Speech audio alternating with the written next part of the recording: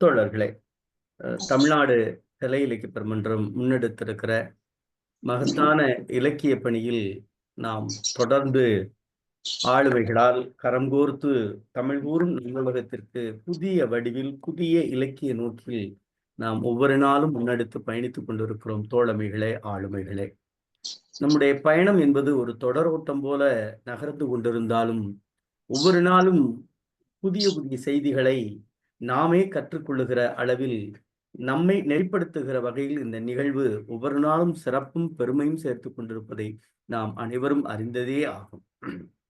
அந்த நிலையில் இன்றைக்கு 71ஆம் நாள் நிகழ்வில் வான்புகழ் வள்ளுவனது 70வது அதிகாரத்தில் இணைய வழியாக ஒரு தொடர் நிகழ்வாக நாம் தமிழ்நாடு கலை இலக்கிய பெருமன்றம் நடத்துகிற நாளும் ஓர் அதிகாரம் என்கிற தலைப்பின் கீழ் தொடங்க இருக்கிறோம். தோழமைகளே, ஆளுமைகளே, இன்றைக்கு மன்னரை சேர்ந்தொழுதல் என்கிற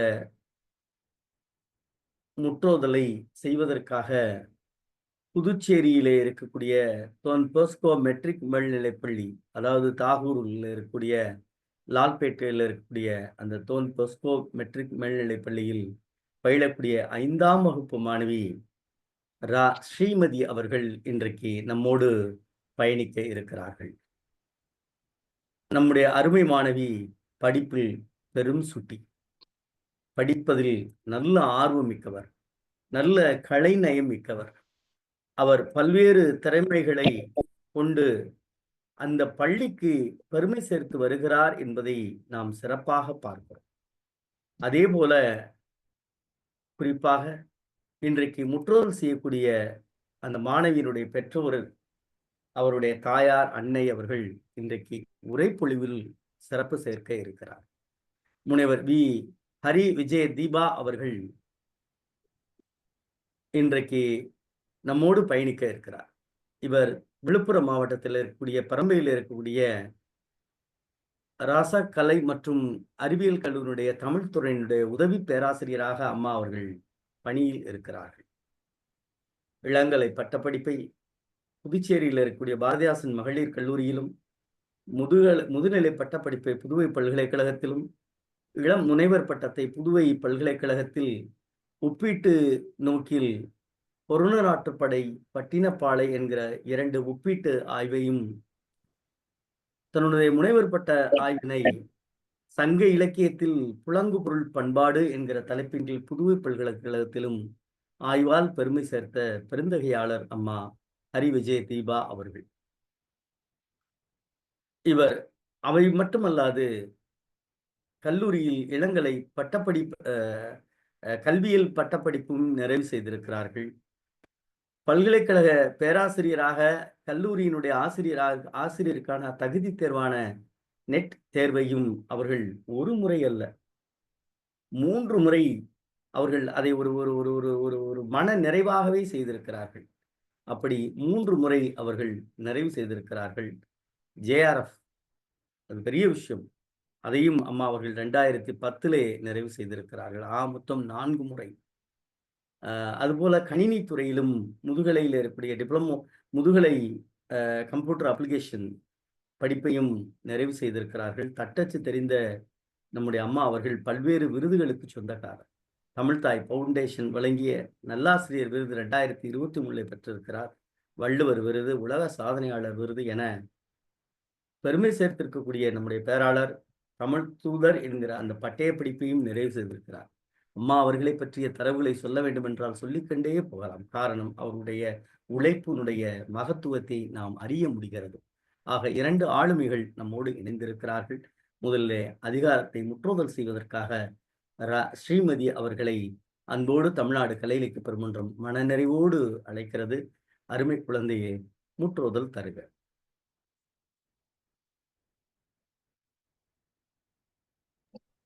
அனைவருக்கும் வணக்கம். என் பெயர் ஸ்ரீமதி. நான் 5ஆம் வகுப்பு படிக்கிறேன். திருக்குறள் 70ஆம் அதிகாரம் 70. மன்னரை சேர்ந்தொழுகல். அகலாது அணுகாது தீக்காய்வார் போல்க இகழ்வேந்தர் சேர்ந்தொழுகுவார். மன்னர் விழைப விழையாமை மன்னரான் மன்னிய ஆக்கம் தரும். போற்றின் அரியவை போற்றல் கடுத்த பின் தேற்றுதல் யார்க்கும் அரிது.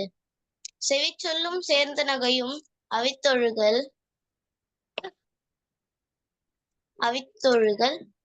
ஆன்ற பெரியார் அகத்து. எப்பொருளும் மோரார் தொடரார் மற்ற அப்பொருளை விட்டுபால் கேட்க மறை. குறிப்பறிந்து காலம் கருதி வெறுப்பில வேண்டுப வேட்பச் சொலல். வேட்பன சொல்லி வினையில எஞ்ஞான்றும் கேட்பினும் சொல்லாவிடல்.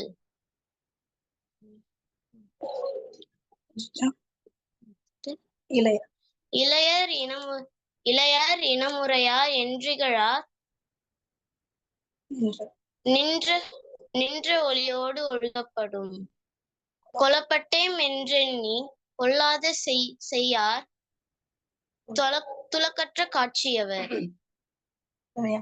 பழையம் எனக்கருதி பண்பல்ல செய்யும்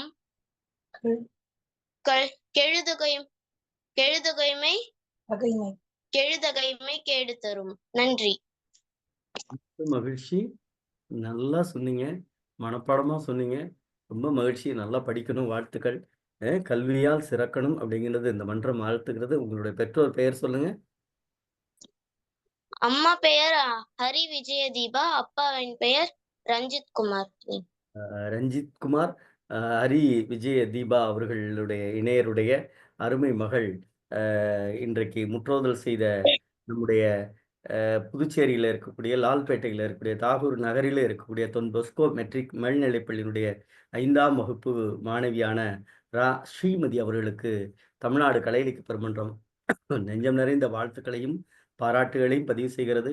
இதற்கு உரைப்பொழிவு தருமாறு நம்முடைய முனைவர் விழுப்புரத்தில் இருக்கக்கூடிய கலை மற்றும் அறிவியல் கல்லூரியுடைய உதவி பேராசிரியர் முனைவர் அம்மா வி ஹரி விஜய தீபா அவர்களை அன்போடு அழைக்கின்றோம்.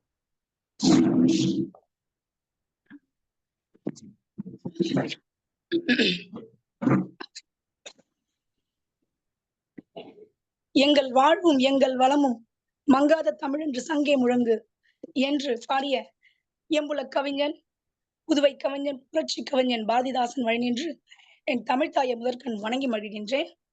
இன்று தமிழ்நாடு கலை இலக்கிய பெருமன்றத்தின் சார்பாக நாளும் ஓர் திருக்குறள் என்ற இணைய தொடர் நிகழ்வில் எனக்கு வாய்ப்பினை நல்கிய அத்துணை பெருந்தகையாளர்களுக்கும் என்னுடைய நன்றியினையும் வணக்கத்தினையும் தெரிவித்துக் கொள்கிறேன். இன்று நம்முடைய அதிகார தலைப்பு மன்னரை சேர்ந்தொழுகல். மன்னரை சேர்ந்தொழுகல் என்று நாம் சொல்லும்போது மன்னரை மட்டும் இன்று நான் புரிந்து கொண்டது என்னவென்றால், மன்னரை சேர்ந்தொழுகல் மன்னருடன் இருக்கும்போது எவ்வாறு ஒழுக வேண்டும் அப்படி என்று மட்டும் நாம் கொள்வதற்கில்லை. மன்னர் போன்ற தலைமை பொறுப்பில் உள்ள அத்துணை பெருந்தகையாளர்களுடனும் பழகும் போது எவ்வாறு இருக்க வேண்டும், அது ஒரு குடும்பமாகவும் இருக்கலாம், குடும்ப தலைவராகவும் இருக்கலாம், ஒரு நிறுவனத்தின் தலைவராகவும் இருக்கலாம்.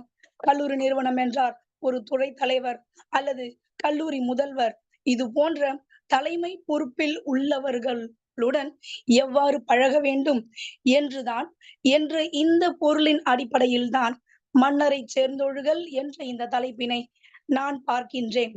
ஏனென்றால் அந்த கால மன்னர் போன்று இந்த கால மன்னர்கள் இல்லை. அன்று சொல்லப்பட்ட அறங்களும் அன்று சொல்லப்பட்ட அறிவுரைகளும் இந்த காலத்திற்கு ஏற்புடையனவா என்றால் அது சற்று கேள்விக்குரியதாகத்தான் இருக்கிறது. ஏனென்றால் படை குடி கூழ் அமைச்சு நட்பு அரண் ஆறும் உடையான் அரசருள் ஏறு, அப்படிப்பட்ட ஏறாக இருக்கக்கூடிய அந்த அரசருடன் எவ்வாறு சேர்ந்து ஒழுக வேண்டும் என்றுதான் நம் பெருந்தகை திருவள்ளுவர் மன்னரை சேர்ந்தொழுகல் என்ற அதிகாரத்தை அமைத்துள்ளார். இன்று பார்த்தோமேயானால் அன்று எழுதப்பட்ட சட்டங்கள் இன்று பலவும் மறுபரிசீலனைக்கு உட்பட்டு மீண்டும் இன்று திருத்தம் செய்யப்படுகின்றன. அதாவது பழையன கழிதலும் புதியன புகுதலும் வழுவல கால என்ற அடிப்படையில் கால மாற்றத்திற்கு ஏற்ப புதிய புதிய செய்திகளை அன்றாட வாழ்க்கைக்கு ஏற்றவாறு நாம் மாற்றிக்கொண்டே இருக்கிறோம். அந்த வகையில் தான் இன்று மன்னரை தேர்ந்தொழுகல் என்ற இந்த தலைப்பினையும் நாம் அணுகுகின்றோம் என்றால், அகலாது அணுகாது தீக்காய்வார் போல இகழ்வேந்தர் செய்தொழுகுவார், இகழ்வேந்தர் சேர்ந்தொழுகுவார். அகலாது அணுகாது தீக்காய்வார் போல்க இகழ்வேந்தர் சேர்ந்தொழுகுவார் என்றார். அரசரை சார்ந்து இருக்கின்றவர்கள் அரசருக்கு ஒரு ஒரு நேரம் அவர் கூறுகின்ற சொல்லை போன்றே அவரால் இருக்க முடியாது. ஒவ்வொரு நேரமும் அந்த சூழ்நிலைக்கு தக்கவாறு மாறக்கூடிய தன்மை உடையவராக அரசர் விளங்குகின்றார்.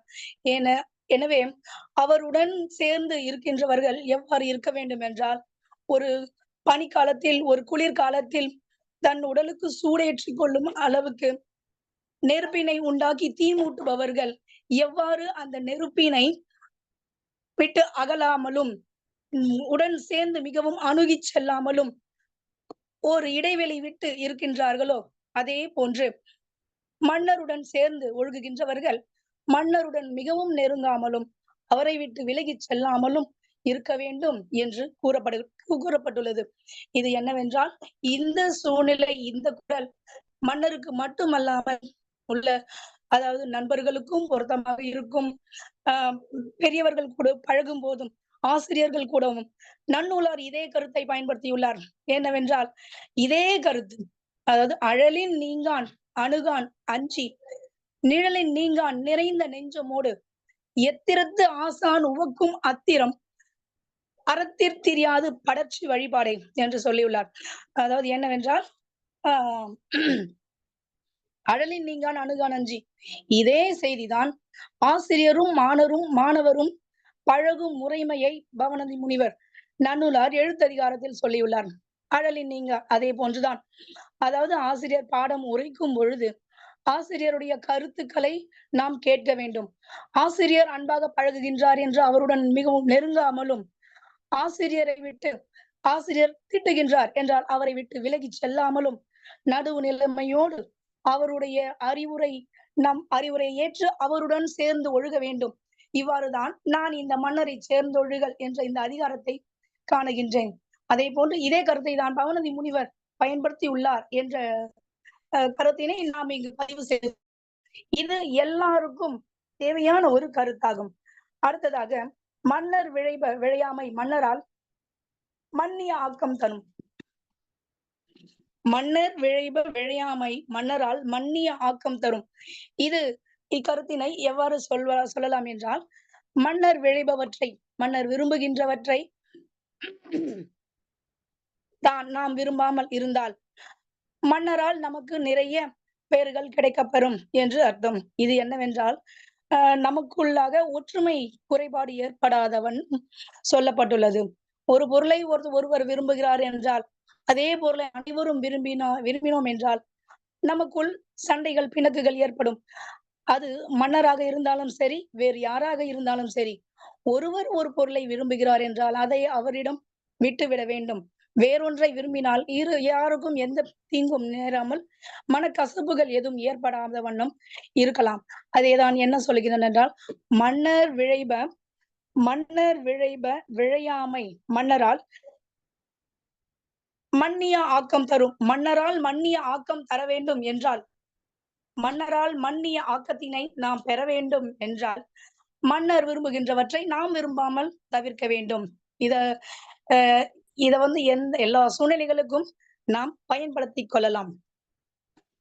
அடுத்ததாக, போற்றின் அரியவை போற்றல் கடுத்தபின் தேற்றுதல் யாருக்கும் அரிது. போற்றின் அரியவை, போற்றுதல் என்றால் காத்து கொள்ள வேண்டும் என்று சொல்லலாம். எந்த ஒரு நிறுவனத்திலும் பணிபுரிகிறோம் என்றால், அதாவது தலைமையானவர்களுக்கும் கீழே பணிபுரிகின்றவர்களுக்கும் இடையில் உறவு நிலை எவ்வாறு இருக்க வேண்டும் என்பதனதான் மன்னரை சேர்ந்தொழுகல் என்ற அதிகாரத்தின் மூலம் கூறுகிறார் என்று கொள்ளலாம். போற்றின் அரியவை போற்றல் கடுத்த பின் தேற்றுதல் யாருக்கும் அரிது. மிகவும் உண்மை. நம்மை நாம் காத்து கொள்ள வேண்டும் என்றால் அரிய செயல்களை செய்ய வேண்டும். போற்றின் அரியவை போற்றல் கடுத்த பின் தேற்றுதல் யாருக்கும் அரிது. கடுத்த பின், அதாவது அந்த தலைமையானவர்களுக்கு மிகவும் நம்பிக்கைக்குரிய வகையில் நாம் இருக்க வேண்டும். நம்பிக்கைக்குரிய வகையில் இருக்க வேண்டும் என்றால், நிலைத்த செயல்களை செய்ய வேண்டும். அதாவது இப்போ ஆக்கப்பூர்வமான செயல்களை செய்ய வேண்டும். எவ்வித நம்பிக்கை படுமாறும் நடந்து கொள்ளக்கூடாது. அவ்வாறு ஏதேனும் ஒரு நம்பிக்கைக்கு இழுக்கான வகையில் ஏதேனும் ஒரு குறைபாடு ஏற்பட்டால், பின்பு அவரை தேற்றுதல், மன்னரை தலைமையுலகத்தில் உள்ளவர்களை தேற்றுதல் யாருக்கும் அரிது. இதைதான் சொல்லுகின்றார். போற்றின் அரியவை போற்றல் கடுத்தபின் தேற்றுதல் யாருக்கும் அரிது. அதாவது நெருப்பில்லாமல் புகையாது என்பார்கள். இது எப்படி சொல்லலாம்னா, அ நம்ம மேல தவறே இல்லன்னா கூட, "நெருப்பில்லாம புகையுமா?" அப்படின்னு சொல்ற மாதிரியான ஒரு வழக்கு உள்ளது. நெருப்பில்லாத புகையுமா அப்படி என்றாலே சந்தேகம் உள்ளது என்று அர்த்தம். ஒரு முறை சந்தேகம் ஏற்பட்டு விட்டால், மீண்டும் அந்த தெளிவினை அந்த தலைமையானவர்களுக்கு, அந்த மன்னருக்கு கொண்டு வருதல் என்பது மிகவும் அரிது. தேற்றுதல் யாருக்கும் அரிதான செயலாகும். அடுத்தது, செவிச்சொல்லும் சேர்ந்த நகையும் அவித்தொழுகல் ஆன்ற பெரியாரகத்து. செவிச்சொல்லும் சேர்ந்த நகையும் அவித்தொழுகல் ஆழ்ந்த பெரியாரகத்து. அப்படி என்றால், இது நம்ம நடைமுறையில கடைபிடிக்க வேண்டிய ஒரு முக்கியமான செய்தி. நடைமுறையில் பலரும் சேர்ந்திருக்கக்கூடிய அவையில் நாம் கடைபிடிக்க வேண்டிய மிகவும் முக்கியமான ஒரு கருத்து. நிறைய நிறைய ப நம்ம நடைமுறையில பார்க்கும்பொழுது, எல்லாருக்கும் ஒரு மொழி தெரியும். எல்லாருக்கும் தமிழ் தெரியும் என்றால், நாம் தமிழில் பேசுகின்றோம். அதை விடுத்து, சில நேரங்களில் சிலருக்கு வேறொரு மொழி தெரியும். இருவருக்கு வேறு ஒரு பொதுமொழி தெரியும் என்று வைத்துக் கொள்வோம். அவர்கள் என்ன செய்வார்கள்? அனைவரும் இருக்கும் அந்த கூட்டத்தில், தாம் அறிந்த அந்த மொழியில், பிறர் அறியாத தாம் அறிந்த அந்த மொழியில் ஏதோ ஒரு ரகசியத்தை பேசிக் கொள்வார்கள். அது எவ்வாறு இருக்கும் என்றால், மற்றவர்களிடமிருந்து தம்மை தனித்து காட்டிக் கொள்வதாக தெரியும். இது மிகவும் தவறான பழக்கம். அதாவது ஒரு கூட்டத்தில் இருக்கும்போது, பொதுவான நிலையில் எல்லாரும் இருக்கும்போது, எல்லாருக்கும் பொதுவான ஒரு மொழியை பேசுவது என்பது மிகவும் சாலச் சிறந்த ஒரு செய்தியாகும் செய்தி ஆகும். அதுதான் சரி. வேண்டுமானால் ரகசியங்களை, அதாவது மன்னரிடம் பேசும்போது பிறர் அறியாமல் பேச வேண்டும் என்றால், அந்த நேரத்தில் ரகசியங்களை பாதுகாக்க வேண்டி ரகசியமாக யாரும் அறியாமல் பேசிக் கொள்ளலாம். ஆனால் ஒரு மன்னரோ அல்லது பெரிய ஒரு சான்றோர்களோ இருக்கும்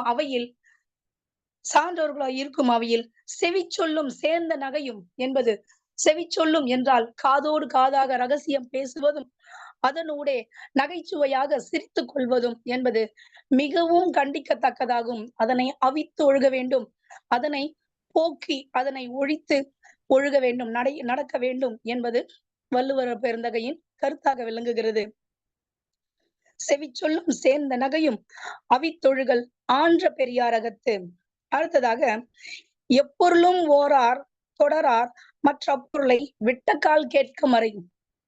இதுவும் அனைவரும் கடைபிடிக்க வேண்டிய ஒரு முக்கியமான ஒரு செய்தியாகும். எப்பொருளும் ஓரார் தொடரார் மற்ற பொருளை. அதாவது அரசர் எல்லா செய்திகளையும் எல்லாருக்கும் தெரியப்படுத்த வேண்டும் என்பது தலைமையில் உள்ளவர்களிடம் உள்ள பண்பாகாது. தலைமையில் உள்ளவர்கள் சில நேரங்களில் அனைவருக்கும் பொதுவானவர்களாகவும் இருக்க வேண்டும். சில நேரங்களில் சில செய்திகளை மறைத்து ஒழுகுதும் தன்மையும் அவர்களிடமும் இருக்கும். எனவே அவ்வாறு தலைமையில் உள்ளவர்கள், அதாவது மன்னராகவும் இருக்கலாம், தலைமை பொறுப்பில் உள்ள யாராக இருந்தாலும் சரி, எப்பொருளும் ஓரார் தொடரார் மற்ற அப்பொருளை விட்ட கால் கேட்கும் வரை, அவர்கள் ரகசியமாக பேசும்போது நாம் அவற்றை ஒட்டு கேட்பதோ அல்லது எப்பொருளையும் உற்று கேட்காமல் அவர்கள் நமக்கு சொல்ல வேண்டும் என்றால் நம்மிடம் நேரடியாக சொல்லுவார்கள். அவ்வாறு இல்லாமல் அவர்கள் பேசும்போது அவற்றை உற்று நோக்குவது, இது மிகவும் தவறான செயல். அதாவது நாம் குழந்தைகளிடம் கற்றுத்தர வேண்டிய மிக முக்கியமான செய்தியாகும். ஒருவர் ஒரு கருத்தினை சொன்னால்தான் நாம் கேட்டுக்கொள்ள வேண்டும். அவர்களுக்கு அந்த கருத்தினை சொல்வதற்கு விருப்பமில்லை என்றால் நாம் அதனை கேட்கக்கூடாது.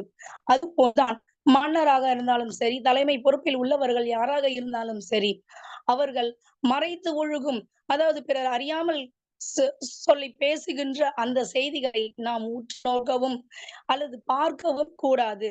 அவர்களாகவே நம்மிடம் சொன்னால் மட்டுமே நாம் அதை கேட்க வேண்டும்.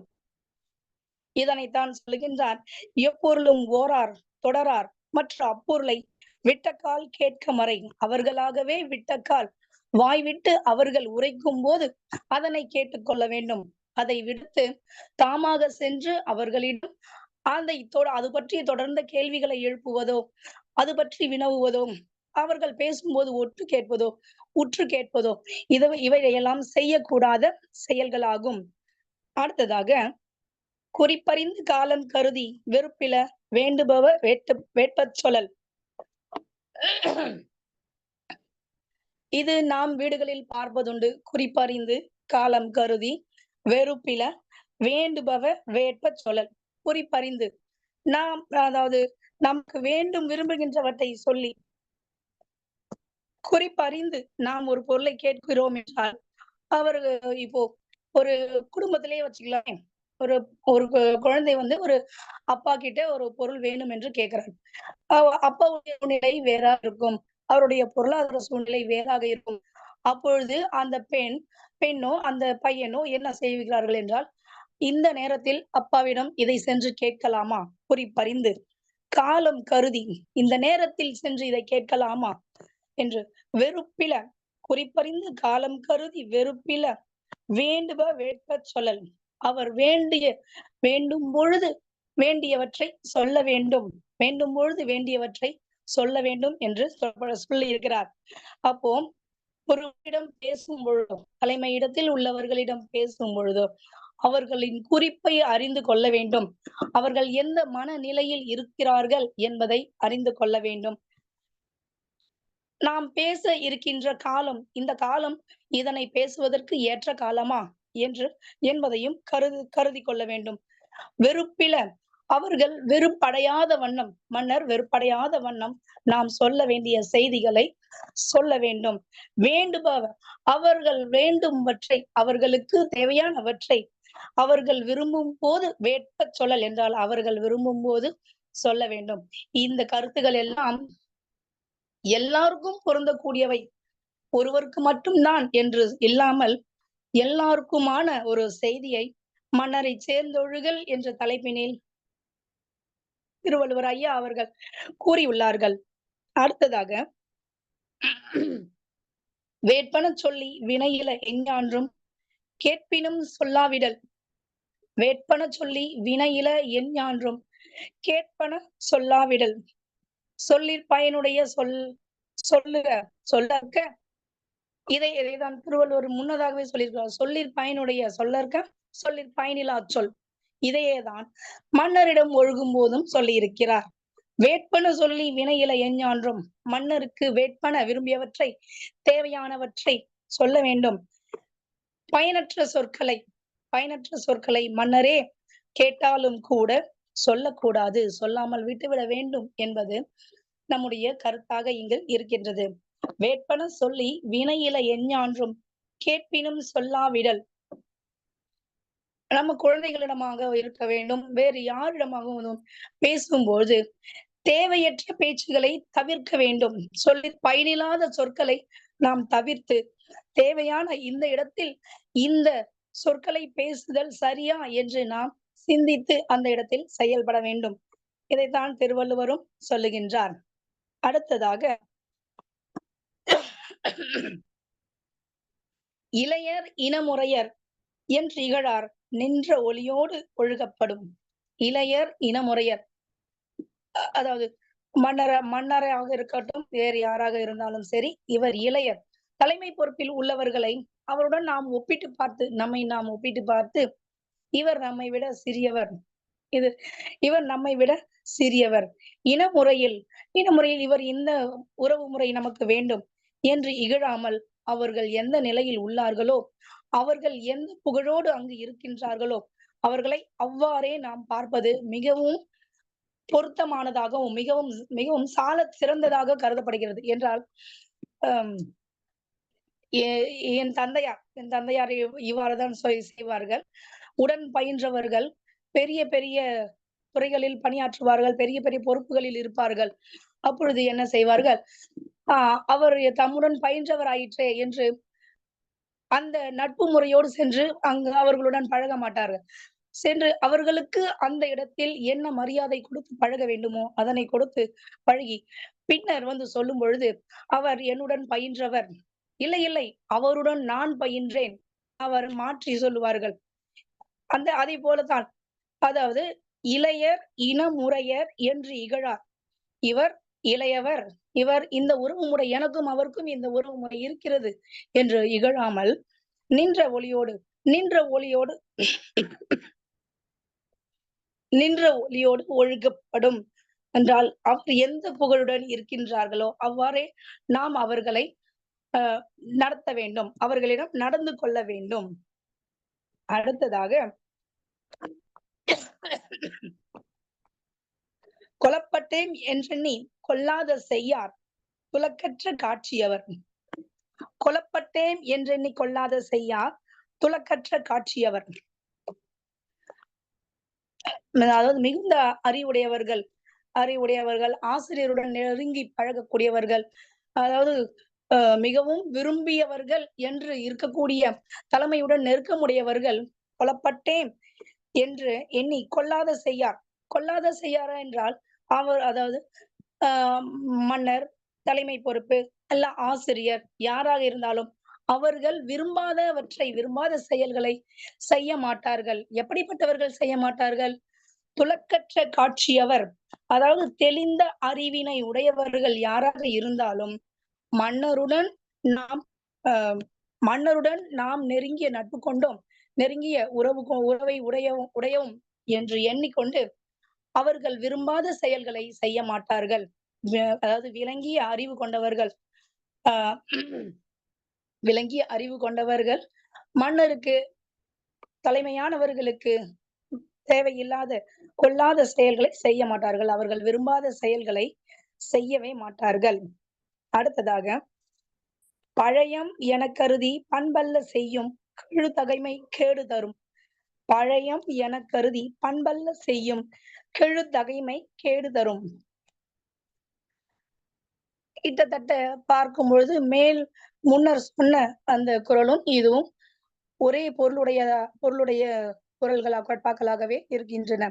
என்னவென்றால் பழையம் என கருதி, முன்னாடி என்ன சொன்னோம்? கொலப்பட்டேன் என்றெண்ணி பழையம் என கருதி, கொலப்பட்டேன் என்றெண்ணி பழையம் என கருதி, ரெண்டும் ஒரே பொருளை உடையன. என்னவென்றால் பழையம் என என்றால் நாம் இருவரும் பழமையான நட்பு கொண்டவர்கள், பழமையான உறவுடையவர்கள், நம்முடைய உறவு நீண்ட கால நெருக்கத்தினை உடையது என்று எல்லாம் எண்ணிக்கொண்டு பண்பல்ல செய்யும் கெழுதகைமை, பண்பு அல்லாதவற்றை செய்தால் கெழுதகைமை, அந்த தன்மையானது, கெழுதகைமையானது, அந்த தன்மையானது கேட்டினை மட்டும்தான் விளைவிக்கும், நன்மைகளை விளைவிக்காது. இதுவும் முன்பு சொல்லப்பட்ட மேற்கூறப்பட்ட அந்த குறளும் ஒரே நோக்கத்தில் சொல்லப்பட்டன. அதாவது மன்னரை சேர்ந்தொழுகல் என்பது மன்னரை மட்டும் அல்லாது மன்னர் போன்ற பெரிய இடத்தில் பொறுப்பில் உள்ளவர்கள் அனைவருடனும் பழகும் போது நாம் என்னென்ன மாதிரி எல்லாம் பழக வேண்டும் என்று இந்த அதிகாரமானது, மன்னரை சேர்ந்தொழுகல் அதிகாரம் நமக்கு தெரிவிக்கின்றது. வேற என்ன சொல்வது? நன்றி ஐயா. மன்னரை சேர்ந்தொழுகல் என்ற அதிகாரத்தின் மூலம் திருவள்ளுவர் மன்னர் போன்ற தலைமை இடத்தில் உள்ள அனைவரிடமும் பழகும் போது எவ்வாறெல்லாம் நடந்து கொள்ள வேண்டும் என்ற கருத்தினை வலியுறுத்துகின்றார் என்று எந்த புரிதலில் தான் நான் இந்த குறட்பாக்களை விளக்கியுள்ளேன். நன்றி ஐயா. நன்றிகள். நன்றி தோழமையே, மிக்க மகிழ்ச்சி. நல்ல நிறைவாக உங்களுடைய கருத்து செறிவோடு இந்த திருக்குறளை நீங்கள் வெளிப்படுத்திய பாங்கு என்பது மிக்க மகிழ்ச்சியை தருகிறது. நன்றி தோழமையே. அடுத்ததாக பின்னூட்டம். வழக்கம் போல் பின்னூட்டத்தை தொடங்கி வைக்கிற பெருமகனாரில் இன்றைக்கு சிவசுப்பிரமணியன் தோழர் இணைந்திருக்கிறார். தோழர்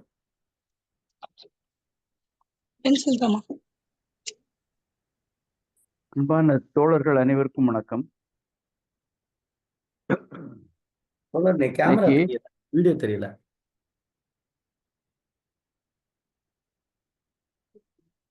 ஓகே. இன்னைக்கு முற்றுதல் செய்த மாணவி ஸ்ரீமதி அருமையாக சொன்னார். மனனம் செய்து அவர் சொன்னதனால் அவர் நம் மனதில் இடம் பிடித்து விட்டார் என்று சொல்ல தோன்றுகிறது. நல்லா அந்த முற்றுதல் செய்கிற மாணவர்கள் மனனம் செய்து சொன்னால்தான் நல்லா இனிமையாக இருக்கும். அதை இந்த மாணவி சொன்னதனால் அவருக்கு பாராட்டுகளும் வாழ்த்துக்களும். உரையாளர் முனிவர் கரி விஜய தீபா என்பவர் இந்த இந்த அதிகாரத்திற்கு உரைப்பொழிவு அருமையாக வழங்கியிருக்கிறார். பாவேந்தர் பாடலுடன் தொடங்கி அருமையான மேற்கோள்களுடன் குரலை ஒப்பிட்டு சொன்னார். ரொம்ப சிறப்பாக இருந்தது. அவருக்கும் பாராட்டுகளும் வாழ்த்துக்களும். அகலாது அணுகாது இந்த திருக்குறள் மன்னர் ரொம்ப உளவியல் நுட்பமான குறள். இந்த குறள் உளவியல் நுட்பமான குறள். மன்னருக்கும் அமைச்சருக்கும் மட்டுமல்ல, இந்த காலத்துல எப்போதும் எல்லா துறைக்கும் பொருத்தமுள்ளதாக அமைந்திருக்கிறது. எல்லா துறையினருக்கும் மேலதிகாரிகளுடன் எப்படி நாம் பழக வேண்டும் அப்படிங்கிறத நல்ல விளக்கி சொல்லி இருக்கிறது. அந்த காலத்திலேயே திருவள்ளுவர் இவ்வளவு அருமையாக சொல்லி இருக்கிறார் என்பது வியப்புக்குரியதாக இருக்கிறது. அடுத்து செவிச்சொல்லும் சேர்ந்த நகையும். ஆமா, காதுக்குள்ள ரகசியம் பேசினாலே அது அது ரெண்டு செயலும் நாகரிகமற்ற செயல். மன்னன் என்ன நினைப்பான்? ஓஹோ, நம்ம பற்றி புறம் பேசுகிறார்களோ அப்படின்னு நினைப்பான். கட்டாயம் நினைக்க தோணும். அதுதான் காதுக்குள் ரகசியம் பேசக்கூடாதுன்னு சொல்லுது. பிறகு கூடி ஏதாவது பேசி சிரித்தல் அப்படிங்கும்போதும் நம்ம பற்றி தான் ஏதாவது பேசி இழுக்காக பேசி நகைக்கிறார்களோ என்று மன்னன் நினைக்க தோன்றும். அதுதான் இயல்பு. கேலி செய்து ஏதோ சிரிக்காங்க அப்படின்னு நினைக்க. அதனாலதான் திருவள்ளுவர் அதையெல்லாம் உணர்ந்து இந்த குறளை சொல்லி இருக்கிறார் என்று நினைக்கிறேன். அடுத்து வேட்பென சொல்லி தெரிவிக்க தகுந்தவனவற்றை கேளாவிடனும் சொல்ல வேண்டும். தெரிவிக்க கூடாதவற்றை அழுத்தி கேட்டாலும் சொல்லாது தவிர்க்க வேண்டும். இது எவ்வளவு அருமையா சொல்லியிருக்காருன்னு பாருங்க. ஏனென்றால் பிற்காலத்தில் பாதிப்பு ஏதாவது இருந்தால் அந்த அமைச்சரத்தை பிடிக்கும். அந்த அமைச்சரத்தை பிடிக்கும். அதனாலதான் இந்த மாதிரி நடக்க வேண்டும். அமைச்சர் இந்த மாதிரி நடக்க வேண்டும் அப்படிங்கிறத திருவள்ளுவர் நல்லா படம் பிடித்து காட்டுகிறார். மன்னனுடைய எண்ண ஓட்டம் அறிந்து அமைச்சர் இயங்க வேண்டும். பிறகு இளம் வயது சொந்தம் அப்படிங்கிறதுக்காக அப்படி மட்டமா பேசிட கூடாது. மதித்துத்தான் பேச வேண்டும். இது எனக்கு அது பேர் ஞாபகம் இல்லை. ஒரு இளவரசன் அரசன் வேடத்துல தீர்ப்பு வழங்கியிருப்பான். சரி, நல்லது ஒரு தீர்ப்பு வழங்கியிருப்பான். பின்னாடி அந்த வேடத்தை கலைத்து விட்டு அவங்களுக்கு காட்சி தருவான். எல்லோரும் அதிசயத்தோடு பார்த்து பிரமித்து நிற்பார்கள். அப்படிங்கிற ஒரு கதை, வரலாற்று செய்தியெல்லாம் நாம் பார்த்திருக்கிறோம். பிறகு பொதுவா தலைமை பீடத்தில் உள்ளவங்க சொன்னதைத்தான் செய்யணும், சொல்லாததை செய்யக்கூடாது. இப்ப இந்த மாதிரி நிறைய நடக்கு. இந்த பாருங்க, இந்த யூடியூப் பார்த்துக்கிட்டு பேர்காலம் பார்க்குறாங்க. அதெல்லாம் ரொம்ப பெரிய தப்பு. அது தானே மருத்துவர் மாதிரி நினைச்சுக்கிட்டு செய்தா அது என்ன, அது இப்ப உயிரை பணயமாக்கும். அடுத்து இந்த குழந்தைக்கு இந்த பொண்ணை இப்ப நேற்று பேப்பர்ல இன்னைக்கு பேப்பர்ல பார்த்தேன். குழந்தைக்கு காது குத்துறதுல மயக்க மருந்து கொடுத்துருக்காங்க. அதெல்லாம் இந்த மயக்க மருந்து கொடுக்கறதுக்குன்னே ஒரு டாக்டர் இருக்காங்க. அவங்கதான் அந்த 1 மணி நேரத்துக்கு இந்த அளவுப்படி மயக்க மருந்து கொடுக்கணும் அப்படின்னு அவங்களுக்கு தான் தெரியும். இவங்க பாட்டுல குழந்தைக்கு காது குத்தணும், அது வலிக்கும்னு அழுகுமே அப்படிங்கிறத பார்த்துக்கிட்டு மயக்க மருந்து கொடுத்துருக்காங்க. பாவம், அந்த குழந்தை இறந்து போயிடுச்சு. இந்த மாதிரி தான் தோன்றித்தனமாக செய்யக்கூடாது அப்படிங்கிறத கடைசி 2 குறள்ல திருவள்ளுவர் சொல்லியிருக்கிறார். அருமையான அதிகாரம்.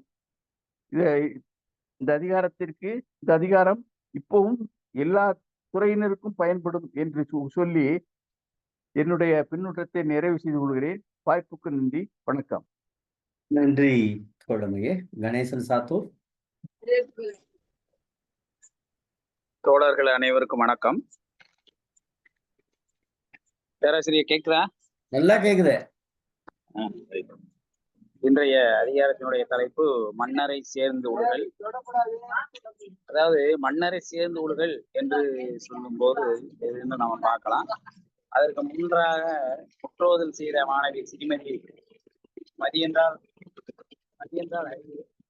அறிவில் சிறந்த முற்றோதல் செய்த தன்மை மிகவும் சிறப்பாக இருந்தது. அவர்களுக்கு வாழ்த்துக்களும் பாராட்டுகளும். அதேபோல் உரையாசிரியராக வந்து மிகவும் சிறப்பாக சொன்ன ஹரி விஜயதீபா அம்மையார் அவர்களுக்கு நம்மளுடைய வாழ்த்துக்களையும் பாராட்டுகளையும் சொல்லலாம். ரொம்ப சிறப்பா சொன்னாங்க. அதே அவர் சொல்லும்போது மன்னரை மட்டும் குறிப்பிட வேண்டியதில்லை, எல்லோற்றையுமே இப்ப இருக்கக்கூடிய தன்மையில இருக்கக்கூடிய எல்லாரையுமே நாம் எடுத்துக்கொள்ளலாம் என்று சொன்னார்கள். அந்த வகையில் ரொம்ப சிறப்பான உரைதான். என்னை பொறுத்த மட்டில் மன்னரை சேர்ந்து உழுகல் என்று தலைப்பில் கொடுத்திருக்கிறாங்க. எனக்கு என்ன அப்படின்னா, யார் யாரெல்லாம் மன்னரை சேர்ந்து வருவார்கள் என்று பார்த்தோம் சொன்னா, தலைமை அமைச்சர் சேர்ந்து வருவார், தலைமை தளபதி சேர்ந்து வருவார், தலைமை குரு, தலைமை புலவர், தலைமை தூதுவர், தலைமை ஒற்றர், பட்டத்து அரசி, தலைமை காவலர், இப்படிப்பட்டவங்க எல்லாமே மன்னரை சேர்ந்து ஒழுகக்கூடிய தன்மையில் இருக்கக்கூடியவங்கதான்.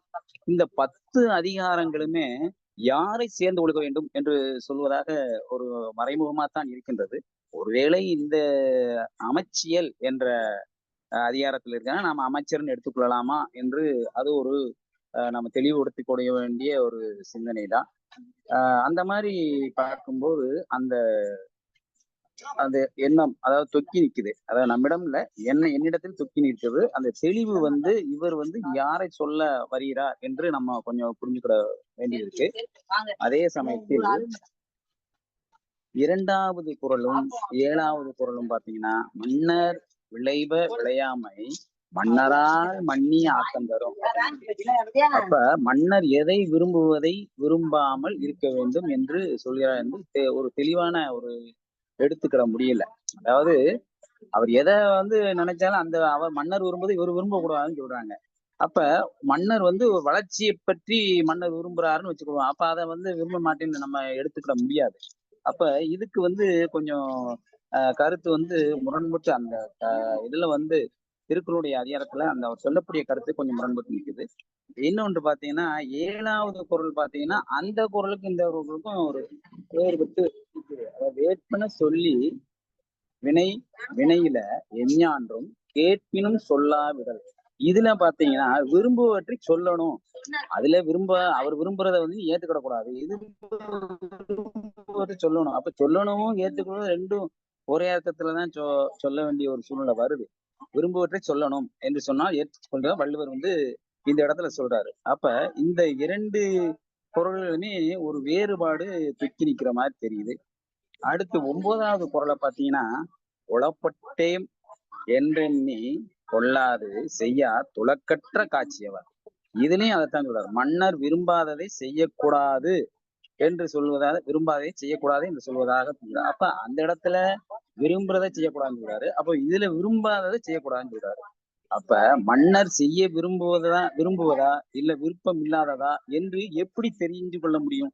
ஒருவேளை அதை வகைப்படுத்தும் தகுதியை யாருக்கு சொல்லணும்னு நினைக்கிற யாரு உழுகிறாங்களோ அவங்க வந்து பெற்றிருக்க வேண்டும் என்று ஒரு மறைமுகமாக திருவள்ளுவர் குறிப்பிடுகிறாரா என்று நாம் கொஞ்சம் சிந்திக்க வேண்டிய ஒரு சூழ்நிலையில் இருக்கின்றோம். அதே போல் கடைசி குறள் பார்த்தீங்கன்னா, அந்த பழையம் என்று கூறியது, அது பழைய கருத்துக்களும் சரி, அதாவது பழமையான நட்பும் சரி, அல்லது நீண்ட நட்பும் சரி, அதை வைத்து கொண்டு அதை எழுதியிருக்கிறார்கள் நினைக்கிறேன் அந்த பழைய என்ற வார்த்தையை. மற்றபடி சிறப்பான ஒரு உரையை கொடுத்தார்கள். மிகவும் நன்றி, பாராட்டுகளும் வாழ்த்துக்களும். வணக்கம். வாழ்க வளமுடன். எனக்கு ஒரு பெரிய சந்தேகம் என்னன்னா, நம்முடைய சாத்தூர் கணேசன் ஐயா பேங்க்ல பொறுப்புல இருக்கும்போது அதாவது லோன் கேட்டு வந்திருந்தா அவர் எவ்வளவு சிரமப்பட்டு வாங்கியிருப்பாருன்னு நான் இப்பதான் புரிஞ்சுக்கிறேன். ரொம்ப நன்றி. ஏன்னா பேராசிரியர் ஒரு நிமிஷம். சாத்தூர் கணேசனை பற்றி நேத்தே சொல்ல மறந்துட்டேன். ம். அருமையாக பாடுகிறார். டிஎம் சுந்தரராஜன், சீர்காழி கோவிந்தராஜன் மாதிரி குரல் வளம். ஏன்னா இவரெல்லாம் திருக்குறளை இசையோடு பாடலாம் என்றே தோன்றுகிறது. பிறகு அன்னைக்கு ராஜபாளையத்துல சந்திச்சு அவர் பாடியதை கேட்டதுனாலதான் இதை சொல்லுதேன். நான் முந்தி சொல்ல வேண்டியது அவர் முந்தி சொல்லிதாரு. நீங்க எம்ஜிஆர் மாதிரி இருக்கீங்க அப்படின்னாப்புல. நீங்க தான் சார் எம்ஜிஆர் மாதிரி இருக்கீங்க. உண்மைக்கு அவர் எம்ஜிஆர் மாதிரி டைட்டா சட்டை போட்டுக்கிட்டு இருந்தாரு. ரொம்ப மிடுக்காக இருந்தார். இன்னும் சொல்ல போனா நீங்க சாத்தூர் சிங்கக்குட்டின்னு சொல்லுவதை விட எனக்கு என்னமோ தோணுது சாத்தூர் மைனர்னு சொல்லலாம் போல தோன்றுகிறது. அவர் எப்பவுமே மிடுக்கா மட்டும் இல்ல, துடுக்காவும் இருப்பாரு. மிக்க மகிழ்ச்சி. சாத்தூர் கணேசன் தோழர்ட்ட கொஞ்சம் நுணுக்கமான கேள்விகள். நீங்க பேசாம ஒரு எம்ஏ எழுதிட்டு மறுபடியும் நீங்க ஒரு ஆய்வு பணியில ஒரு முனைவர் பட்டம் ஆய்வு பண்ணீங்கன்னா நாங்க ரொம்ப பெருமடைவோம். ஏன்னா நாங்க என்னென்னலாம் ஒரு நெறியாளரா ஆய்வாளர்கிட்ட என்னென்னலாம் கேள்விகள் பிறக்கணும்னு நாங்க எதிர்பார்க்கிறோமோ அந்த கிளை கேள்விகள் எல்லாம் உங்களுக்கு எழுகிறது. அந்த அடிவில் நீங்கள் தயவு செய்து மீண்டும் ஒரு முதுகலை தமிழ் படித்து விட்டு ஒரு முனைவர் பட்டத்திற்கு வருமாறு இந்த அவையின் சார்பாக வேண்டுகோள் விடுக்கிறேன். பேராசிரியருக்கு வணக்கம். உங்களுடைய விருப்பம், உங்களுடைய ஆசீர்வாதம், அதே போல சிவசுப்ரமணிய ஐயா அவருடைய ஆசீர்வாதம். உண்மையிலேயே அவர் அன்னைக்கு தான் என்னுடைய பாடலை கேட்டிருக்கிறாங்க. இல்ல நம்மளுக்கு நம்ம கலைஞர் பட்டத்துல கூட அவங்க பாடுவாங்க. ஆமா ஆமா, அது கேட்டிருப்பாங்க. அவர் சொன்ன மாதிரி திருக்குறளை இந்த இசையில் பாட முடியுமான்னு அதையும் நான் பாடிக்கிட்டு தான் இருக்கேன். அந்த அவருக்கு என்ன கேட்கலன்னு அர்த்தம். மகிழ்ச்சி. நன்றி நன்றி. வாழ்க வளம். நன்றி. பாலாஜி தோழர்.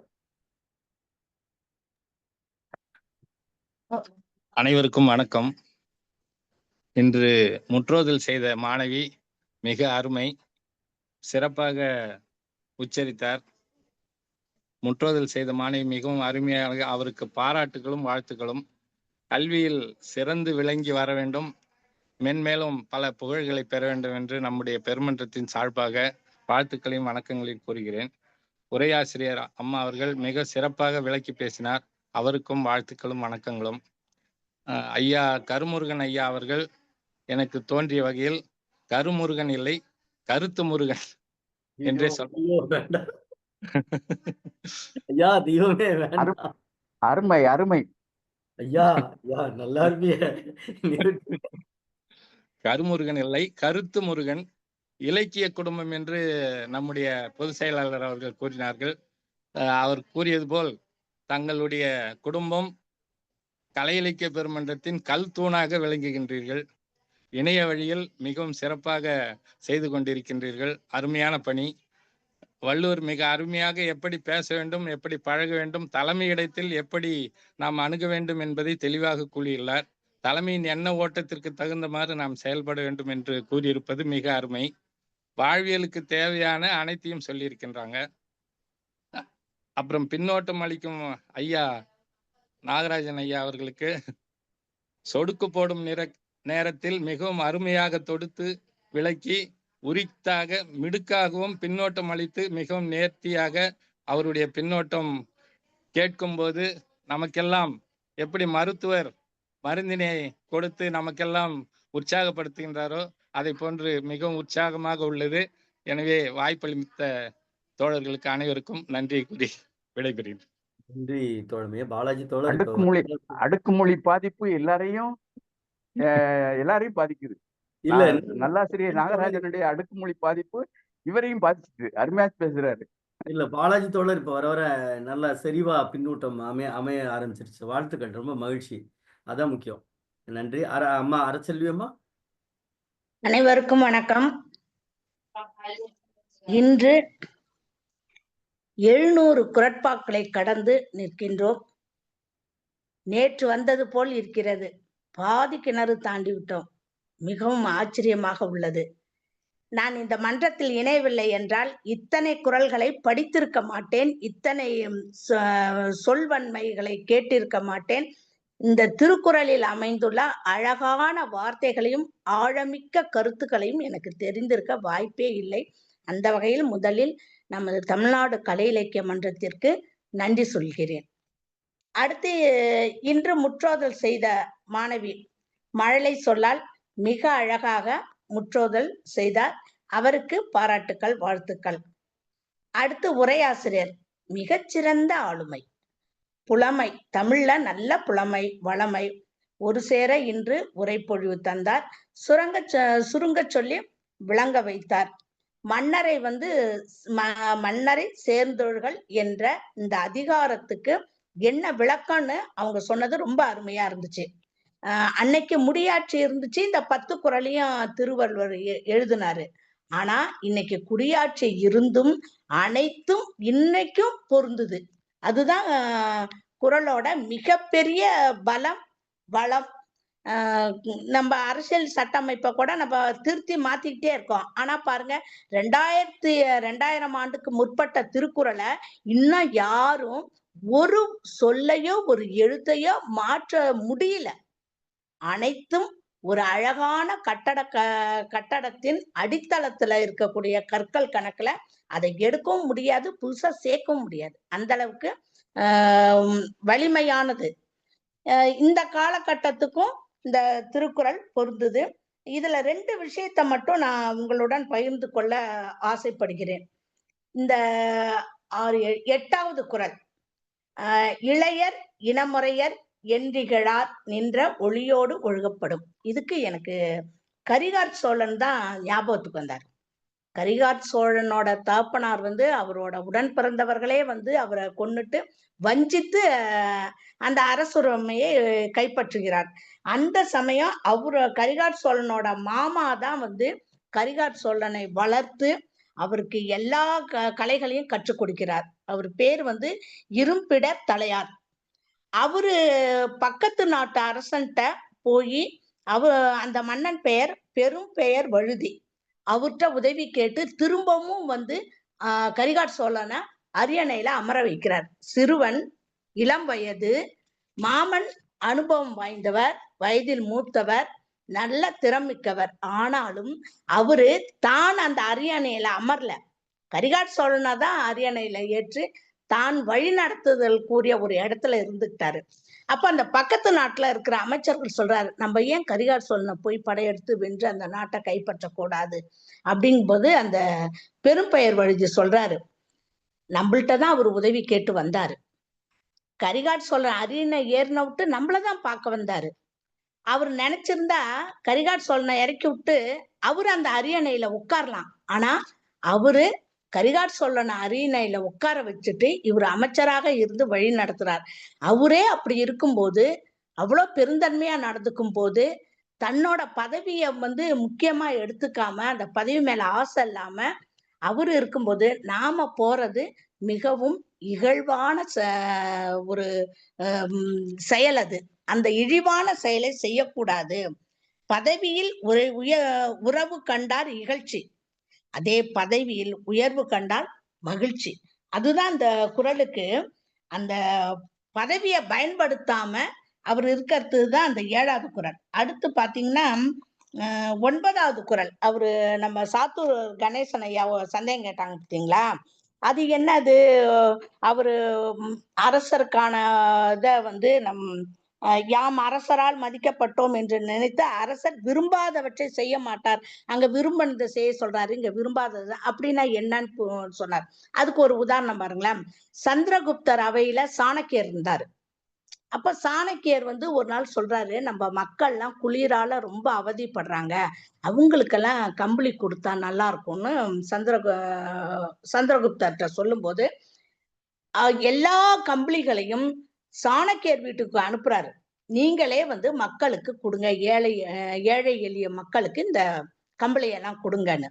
அப்ப எல்லா கம்பளியும் இவரு சாணக்கியர் வீட்டுக்கு வந்ததுனால, அவரு வீடு சின்ன வீடு, அந்த வீட்டுல வச்சதுனால அங்க படுக்க இடம் இல்ல. அவங்க அம்மாவும் சாணக்கியரும் பக்கத்துல இருக்க ஒரு குடிசையில படுத்திருக்காங்க. அப்ப அந்த கம்பளியை திருட 3 திருடன்க வரானுங்க. ஆஹா இவ்வளோ கம்பளி இருக்கு, இதை வித்தோம்னா நிறைய பொற்காசுகள் கிடைக்கும் அப்படின்ட்டு பார்க்கும்போது பக்கத்துல குடிசையில யார் இருக்கான்னு பார்த்தா அங்க சாணக்கியரும் அவங்க அம்மாவும் படுத்திருக்காங்க. இங்க கிட்ட போய் பார்க்கும்போது அவங்க 2 பேரும் ஒரு கிழிஞ்ச கம்பளிய போத்திக்கிட்டு குளிர்ல படுத்திருக்காங்க. இந்த திருடன்களுக்கு தூக்கி வாரி போட்டுது. இவ்வளோ கம்பளி இவர் வீட்டுல அடுக்கிருக்கு, இதுல ஒன்ன எடுத்து இவர் போத்திக்க கூடாதா? ஏன் இவர் இத செய்யல? ஆனா நாம இத திருட வந்திருக்கோமே. அரசர் அவர்கிட்ட நம்பி ஒப்படைச்ச அந்த இதுல இவர் கம்பளி எடுத்தாருன்னு அரசருக்கு தெரிஞ்சா அதை அவர் விரும்ப மாட்டார். ஒரு பொறுப்பில் இருப்பவர்கள் சுயநலத்தோட இருக்கக்கூடாது. அந்த சுயநலத்தை அரசர் விரும்ப மாட்டார். அதை உணர்ந்து அவரு அந்த கம்பளியில ஒண்ணு கூட எடுக்காம தான் பயன்படுத்தி அந்த கிழிஞ்ச கம்பளியை தான் மட்டுமல்ல தன் தாயாரையும் பயன்படுத்தி விட்டார்.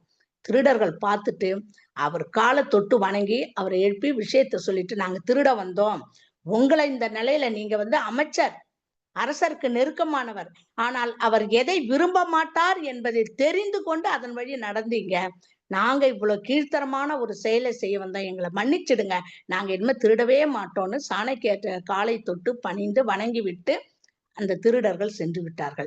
இதுதான் அந்த 9வது குறளுக்கு அரசர் விரும்பாதவற்றை செய்ய மாட்டார்கள், உறுதியான அறிவினை உடையவர்கள் என்பதற்கு. இந்த 2 நிகழ்ச்சி நீங்க யோசிச்சு பாருங்க. பதவிக்காக எவ்வளவு மோசமான நிகழ்வுகள் இந்த காலத்துல நடக்குது. அடுத்து அரசியல் ஆதாயம் தேடி தன்னோட குடும்பத்துல இருக்கிற வறுமையை தான் போக்கி தன்னை சார்ந்தவர்களுக்கு தான் மேல மேல மேல சொத்து சேர்த்துக்கிட்டே போறாங்க. எவ்வளவு அதுல சுரண்ட முடியும், எவ்வளவு தனக்கு கமிஷன் கிடைக்கும், இதுதானே கீழ்மட்டத்தில இருந்து மேல்மட்டம் வரைக்கும் அரசியல்ல இதுதான் நடக்குது. ஆக 2000 ஆண்டுகளுக்கு முற்பட்டு முடியாட்சிக்காக எழுதப்பட்டது இன்றைய குடியாட்சிக்கும் பொருந்துகிறது எனும்போது உண்மையிலேயே நாம் திருக்குறளுக்கு தலைவணங்குவோம். திருக்குறள் நம் தாய்மொழியில் வந்த நூல் என்பதால் நாம் பெருமையுறுகிறோம். வாய்ப்புக்கு நன்றி, வணக்கம். நன்றி தோழமையே. ரேவதி சகோதரி அம்மா. தமிழ்நாடு கலை இலக்கிய பெருமன்ற உறுப்பினர்கள் அனைவருக்கும் என் வணக்கத்தை தெரிவித்துக் கொள்கிறேன். இன்று முற்றாவல் செய்த மாணவி ஸ்ரீமதி மிக அருமையாக முற்றாவல் செய்தார்கள். அவருடைய தாயார் ஹரி விஜயதீபா அவர்களை பார்த்ததும் எனக்கு அனைவருக்கும் தெரிந்த ஒருவர் முகம் ஞாபகம் வந்தது. அது யார் என்று நீங்களே கண்டுபிடித்துக் கொள்ளுங்கள். இன்று உள்ள இந்த அதிகாரத்துல எப்பொருளும் ஓரார் தொடரார் மற்ற அப்பொருளை விட்டக்கால் கேட்க மறை, அந்த திருக்குறளுக்கு இப்ப எனக்கு தெரிஞ்ச ஒரு உதாரணம், ஒரு சிமெண்ட் ஆலையில வேலை பார்க்கக்கூடிய ஒரு பெரிய பதவியில இருக்கிறவர், எங்களுக்கு நட்பு வட்டம் மிக பெருசு. அதனால அவங்களோட குடும்பத்தாளோட நாங்க பழகியிருந்தோம்.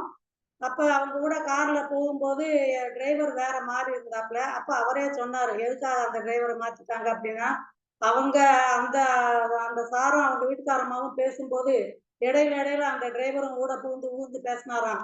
அதனால அவரை வேலையை விட்டு தூக்கிட்டு வேற டிரைவரை போட்டிருக்கோம் அப்படின்னு சொல்லி அவங்க சொன்னாங்க. அப்ப இப்ப அது மாதிரிதான் அவரு அரசர் பேசும்போது அமைச்சர் ஒட்டு கேட்க கூடாது, என்ன பேசுனீங்க ஏது பேசுனீங்கன்னு கேட்க கூடாது அப்படிங்கிறது அந்த காலத்திலே திருவள்ளுவர் சொல்லி இருக்கிறது ஆச்சரியமாக இருக்கு.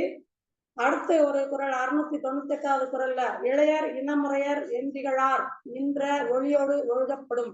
இது அரசர் இளையவர் அப்படின்னு இருக்கு.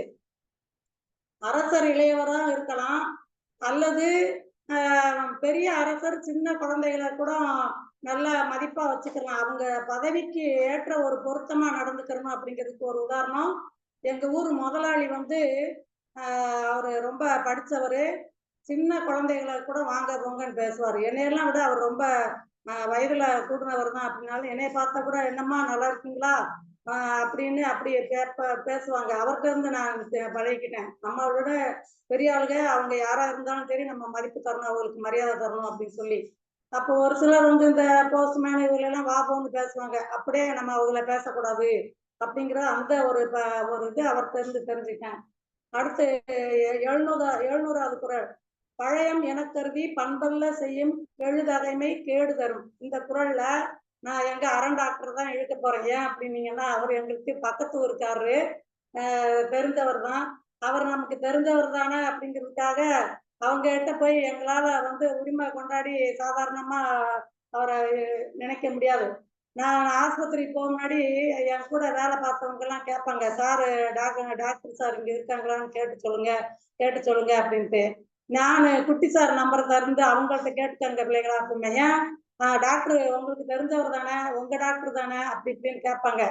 டாக்டர் எங்க டாக்டர் தான், எங்களுக்கு தெரிஞ்சவர் தான், இருந்தாலும் நாங்க வந்து அதை வரம்பு மீறி நாங்க பயன்படுத்திக்கிற மாட்டோம், வரிசையில் நின்றுதான் போய் பார்த்துட்டு வரோம், நீங்க வேணும்னா குட்டி சார் நம்பரை நான் தாரேன் அவங்கள்ட்ட கேட்டுக்கங்க அப்படின்னு சொல்லுவோம்.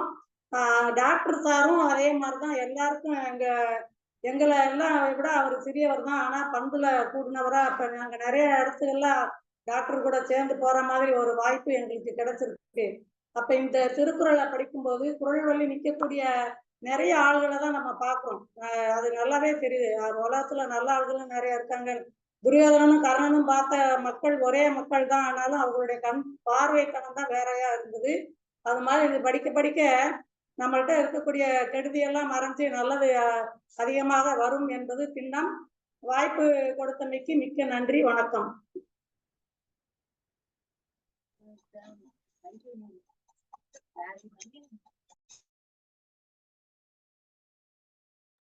பேராசிரியரே, நிறைவு சொல்லுங்க. ஒரு சின்ன செய்தி. அதாவது இந்த இளையர் இனமுறையர் எந்திகளார் நின்ற ஒளியோடு ஒழுகப்படும் அப்படின்னு இந்த இது சொன்னாங்க. அம்மா சகோதரி அறச்செல்வி அம்மா இன்னொரு கருத்தை சொன்னாங்க. அதே மாதிரி ரேவதி சகோதரி அவங்களும் நிறைய இப்ப இருக்கிற தன்மையை சொன்னாங்க. அதாவது இது எப்படி அப்படின்னு சொன்னா, இப்ப வந்து நம்ம தமிழ்நாட்டிலேயே மற்ற எல்லாத்துலயும் பாத்தீங்கன்னா, மாவட்ட ஆட்சியர்களை பார்த்தீங்கன்னா எல்லாருமே நம்மளை விட வயதுக்கு குறைந்தவர்களாகத்தான் இருப்பாங்க. அது வந்து பாத்தீங்கன்னா அதைத்தான் இந்த மாதிரி ஆட்சியாளருடன் பழகும் போது இவர் என்னை காட்டிலும் வயதில் சிறியவர், இவர் உறவால் எனக்கு இவர் வந்து என் அண்ணன், என் தம்பி, எங்க மாமா, எங்க மச்சான் அப்படின்னு இவர் உறவால் எனக்கு இணை முறை வேண்டும் என்று சொல்லிட்டு அதுக்கு தகுந்த மாதிரி பேச்சுக்களையோ மற்றதையோ வந்து உபயோகிக்க கூடாது அப்படின்னு சொல்ற மாதிரி தான் அந்த குறளுடைய ஒரு அர்த்தம் வந்து இருக்கு. மற்றபடி நம்ம பழக்க வழக்கங்கள்ல வந்து நம்ம நேருக்கு பாக்குறோம், பெரியவங்களா இருக்கிறோம், நம்ம வந்து சின்னவங்களா இருந்தா கூட மரியாதையோட கூப்பிட செய்யுது. ஆனா சரியான கரெக்டான அர்த்தம் என்று சொன்னோம்னா அந்த வந்து சொந்தமாக நினைத்து விடக்கூடாது, என்னை சார்ந்தவன் நினைத்து விடக்கூடாது, என்னை விட இளையவர் தானே அப்படின்னு சொல்லி ஒரு அந்த பேச்சை வந்து இகழும் தன்மையா பேச்ச வச்சுக்கிட கூடாது அப்படின்னு சொல்ற மாதிரி இருக்குது. அப்படிதான் நான் நினைக்கிறேன். வாழ்க வளமுடன். வணக்கம், வாழ்த்துக்கள்.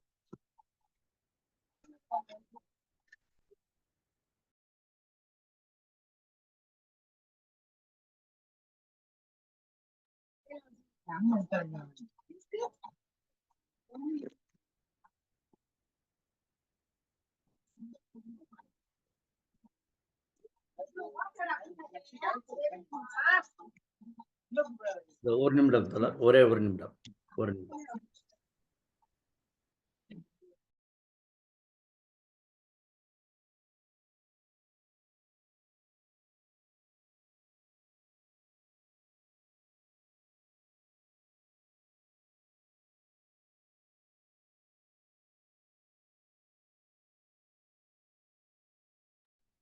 ஓகே, நன்றி. தோழர் சாத்தூர் கணேசன் தோழர் ஒரு செய்தியை நம்மளோட பகிர்ந்துக்கிட்டாங்க. அதுக்கு ஆசாரக்கோவையில ஒரு பாடல் இருக்கு. அலையுறை பாம்பும் முளையுறை சீயமும் இளைய எளிய என்று எண்ணி இகழின் இழுக்கம் தரும் அப்படின்னு ஆசாரக்கோவையில ஒரு பாடல் இருக்கு.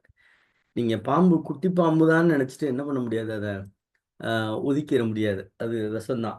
ரொம்ப நோய்வாய்ப்பட்ட சிங்கமா இருந்தாலும் குகைக்குள்ள போய் அதுதான் எந்திரிக்க முடியாம இருக்கே அப்படின்னு போய் குகைக்குள்ள போய் நம்ம சந்திச்சாலும் என்ன ஆயிரும், அது இழுக்கம் தான் தரும் அப்படின்னு இது தொடர்பாக ஆசாரக்கோவையிலும் பகிரப்பட்டிருக்கிறது. நீங்கள் சொன்ன செய்தியும் கூட அந்த ஆசாரக்கோவை ஒட்டிய பாடல் பகுதியாகவே நாம் பார்க்கிறோம். அந்த நிலையில் அடுத்ததாக நிறைவு பின்னோட்டமாக நம்முடைய தமிழாசிரியர் நல்லாசிரியர் நாகராஜன் தோழர். ஆமற்றத்தை மகிழ்வோடு வணங்குகின்றேன்.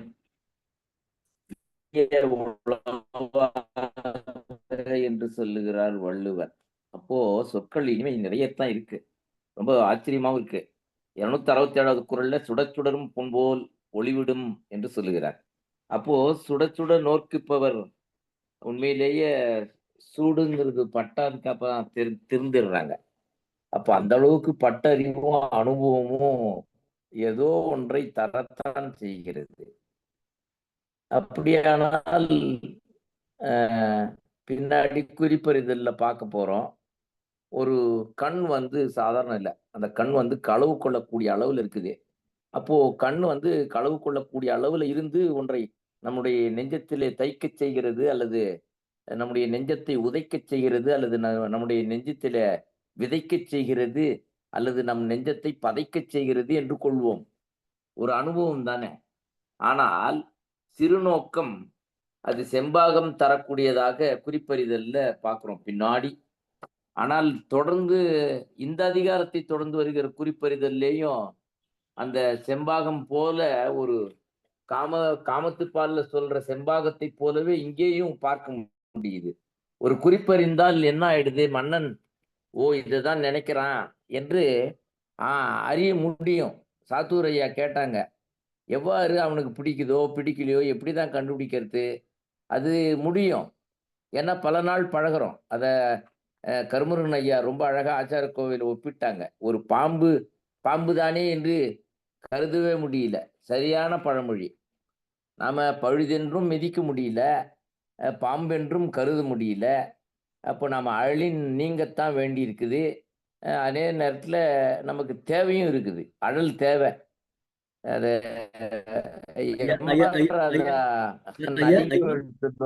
நல்லாசிரியரே, குறுக்கீட்டுக்கு மன்னிக்கவும். அந்த வரி சொல்லும்போது ஒரு வரியை விட்டுட்டு சொல்லிட்டேன். நான் மீண்டும் சொல்லிடுறேன். ஏன்னா அது தவறுதலா போயிடக்கூடாது. இணைய வழியில போகுது. யாவும் வந்துருச்சு. நான் நினைவூட்டு அதுக்காண்டிதான். அலையுறை பாம்பும் அரசும் நெருப்பும் முளையுறை சீயமும் என்றிவை நான்கும் இளைய எளிய பயின்றன எண்ணி, நம்மளோட தான் நெருக்கமா இருந்துச்சு என்று எண்ணி இகழின் இழுக்கம் தரும்னா. நன்றி. யாவும் வந்துருச்சு. இது ஆசர கோய். அது அப்படித்தான். சுடி நல்லது விடற்சுடல் ஆட்டுமோத்தி வள்ளுவரே உங்களுக்காக சொல்றாரு. ஆகையினால விட்டுட்டாலும் விட முடியாத கருத்து தானே. ரொம்ப மகிழ்ச்சி ஐயா, ரொம்ப மகிழ்ச்சி. அதே நேரத்துல நடிகர்கள் எம்ஆர் ராதா விளையாட்டா சொல்லுவாங்க, நீ தானே நெருப்பை கும்பிடுற, வீட்டு கூரையில நெருப்பு இருக்கு கும்பிடுன்னு சொல்லுவார். தமாஷா சொல்லுவார். அவர் பகுத்தறிவாதி. இருந்தாலும் குறிப்பறிதல்ல ரொம்ப அழகா சொல்றாங்க. அப்போ ஒரு நோக்கமே கூட மன்னனுடைய போக்கும் நோக்கும் ரொம்ப சிறப்பானது. அதுல கண்டுபிடிச்சிடுவான் அமைச்சன், அல்லது மன்னரை தேர்ந்து ஒழுகுபவர் கட்டாயம் கண்டுபிடித்து விடுவார். அப்போ மன்னருக்கு எது விளைவோ அதைத்தான் செய்வார். இல்லைன்னா சகோதரி சொன்னது போலதான் கார் டிரைவரை தூக்கி அடிச்ச மாதிரிதான். அதோடு மட்டுமல்ல, என்எஸ்கே ஐயா ஒரு டிஏ மதுரம் அம்மாவை அழைச்சிக்கிட்டு போறாங்க மகிழ்வுந்துல. திண்டுக்கல்லை நோக்கி மகிழ்வுந்து சென்று கொண்டே இருக்கிறது. பார்த்தா அதுல ஆச்சரியம், ஏதோ ஒரு கடையிலேயே தெரியல இறங்கினாங்க. மிகச்சிறந்த ஓட்டுநர் என்று அவருக்கு பாராட்டு வேற செய்தாரா. என்னன்னா இறங்கினாங்க பாருங்க, ஏறினாங்களா இல்லையான்னே தெரியல, எடுத்துட்டு போய்கிட்டே இருந்தார். அப்படின்னா என்ன பொருள்? பின்னாடி கண்ணாடிக்கு பின்னாடி என்ன நடக்குதுன்னு பார்த்துக்கிட்டே போறது மூக்க நுழைக்க கூடாது இல்ல. அவங்க குடும்பம் அது, என்எஸ்கே ஐயா குடும்பம். அப்போ ஒரு விதத்துல பார்த்தா பேலன்ஸா இருந்திருக்கிறாங்க, நியூட்ரலா இருந்திருக்கிறார் அந்த ஓட்டுநர் என்று பாராட்டினாராம் என்எஸ்கே ஐயா. ஏன் இவற்றை நினைவுபடுத்துறேன்? போற்றின் அரியவை போற்றல், கடுத்த பின் தேற்றுதல் இயலாதது அரிது. அந்த சகோதரி எப்படி கொண்டு போறாங்கன்னு பார்த்தேன். ரொம்ப நேர்த்தியான உரை. நான் ரொம்ப என்னுடைய உள்ளம் அப்படித்தான் நினைக்குது. ஏன்னா முதல் தயாரிப்பு பாவேந்தர் கல்லூரி. அதை போலவே பல்கலைக்கழகத்திலேயும் புதுவையில மிக சிறப்பான ஆய்வு நிலையில இருந்திருக்கிறாங்க. ஜேஆர்எஃப் எழுதியிருக்கிறாங்க, யூஜிசி முடிச்சிருக்கிறாங்க, நெட்டு ஸ்லெட்டு எல்லாத்துக்கும் தகுதிப்படுத்தியிருக்கிறார்கள் என்று சொன்னால் தொடர் தேடல் இருக்கிற ஒருவர் என்பது தெற்றென விளங்குகிறது. அப்போ சம்பத் ஐயா சொன்னது போலத்தான் ஒரு பின்னூட்டத்தினாலே கருமுருகன் ஐயா சொல்ற மாதிரி வளர்ந்து கொண்டே வருகிறார்னா சம்பத் ஐயாவுடைய கூறிய பார்வை இந்த மன்றத்துல நாளொரு மேனியும் அப்படியே மெருகேறி கொண்டே இருக்கிறது என்பதை உணர்த்தத்தான். அது அரசெல்வி சகோதரியினுடைய ஒப்பீடுகள் பார்க்கும் பொழுது இன்றைக்கு 2 குறிப்புகளும் ரொம்ப எனக்கு பயனுள்ள குறிப்புகளாகப்பட்டது. ஏன்னா வெறுமனே திருக்குறளையும் இலக்கியங்களையும் நான் அறிந்த வகையிலே சொல்லிக்கிட்டே போயிட்டா எத்திரத்து ஆசான் ஓக்கம் அத்திரன் திறத்து அரியா படர்ச்சி வழிபாடேன்னு சகோதரி உரையில தொடங்கி காண்பித்தாங்க நன்னூல் பவனந்தியாருடைய கருத்தை. அப்போ நான் ஓப்பதும் என்னுடைய உள்ளம் நினைப்பதுமாக என்னுடைய திறமை நான் காட்டிக்கொண்டே இருக்கிற வகுப்பறை சூழலுக்கு இது ஒரு நல்ல மாற்று மருந்தாக சகோதரி கொடுத்தார்கள். உண்மையிலேயே மருந்து அதிகாரத்திலேயே வள்ளுவன் ரொம்ப அழகா சொல்றான், அருந்தியது அற்றது போற்றி உனின் மருந்தென வேண்டா. ஆகையினால மன்னரிடத்துல சேருவதற்கும் ஒரு மருந்து போலத்தான், ஒரு விருந்து போலத்தான். ஆகையினால ரொம்ப நேர்த்தியாக மன்னரை கையாளுவதற்கோ மன்னர் கையாளுவதற்கோ 2 நிலையிலேயுமே இணைப்பு பாலமாக சரியான பயன்பாட்டிற்குரிய மன்னரை சேர்ந்தொழுகுதல் என்கிற அதிகாரம் ரொம்ப உண்மைதானே. ஏன்னா எப்ப பெண் பார்ப்பாங்க எப்ப காதை பிச்சு பிடுங்குவாங்கன்னு தெரியாது. ரொம்ப அழகா சாத்தூர் ஐயா சமீப காலத்தில் இருக்கிற ஆட்சியர்கள் வயது குறைந்தவர்களாக இருந்தாலும் அவர்களோடு நாம் பழகுகிற வாழ்வியல் சூழ்நிலையும் 2வது சுற்றுல பொருத்தி காண்பித்தார்கள். ரொம்ப மகிழ்ச்சியா இருந்தது. என்னை பொறுத்தளவுல குறிப்பறிந்து காலம் கருதி வெறுப்பில் வாழ வேண்டும் என்று சொன்னர் விழைதா என்பதற்காக மட்டும் அல்ல.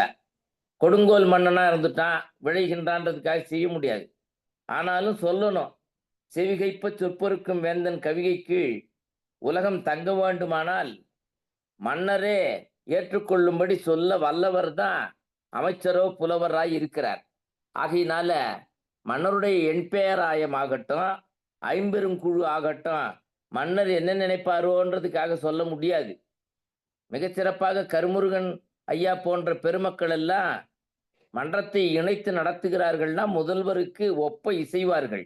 ஆனால் அதே நேரத்துல சொல்லுகிற வகையிலே இவர்கள் எடுத்து சொல்லி இசைவிப்பார்கள் என்பது கருத்தாக பெற வேண்டும். அப்படி இல்லைன்னா கருமுருகன் ஐயா ஃபீல்டில் நிற்க முடியாது. 10ஓட 11வது பேராசிரியரா இருந்து விடுவார். மிக சிறப்பாக சொல்லும் பொழுது நார் smile exchange that is whisper not. அப்போ இங்கிலீஷ்ல என்ன சொல்ல வர்றாங்க, ஒரு ரகசியத்தை முணுமுணுக்க சொல்றது மன்னருக்கு சந்தேகத்தை உண்டாக்கிடும்ல. அதோடு மட்டுமல்ல, அமிஸ்ட் அமங் மென்ஸ் அசம்பிள் என்று சொல்லுகிறார்கள். அப்போ ஒரு குழுவில் போயிட்டு தனியா ஒன்றை பேசுவது, சமிக்ஞை செய்வது, ஆதாரம் தனக்கு தெரியும் என்று தன்னை முகன்மை செய்வது அல்லது தன்னுடைய கருத்தை முன்னிலைப்படுத்துவது அச்சத்தையோ ஆத்திரத்தையோ ஊட்டத்தானே செய்யும். ரொம்ப சரியா சொல்றாங்க. கடைசியா ஒன்று சொல்றாங்க, as young and kingsmen do not slight, look with our king's light and might. அப்போ மன்னரை சேர்ந்து ஒழுகிற மைட்டாக இருக்கக்கூடிய எலைட் பீப்புள்ஸ் என்னவா இருக்க முடியுதுன்னா, even though the king first citizen of either city or village, ஒரு கிராமத்தையோ அல்லது நகரத்தையோ சார்ந்த முதல் குடிமகன் தலைக்குடிமகன் மன்னராக இருக்கிற நிலையில இந்த மண் அப்படி இல்லை. இந்த மண் சிறப்பான மண். உலகத்திலேயே இல்லாத ஒரு பதிவு குடிமக்கள் காப்பியம் வேறு எங்குமே இல்லை.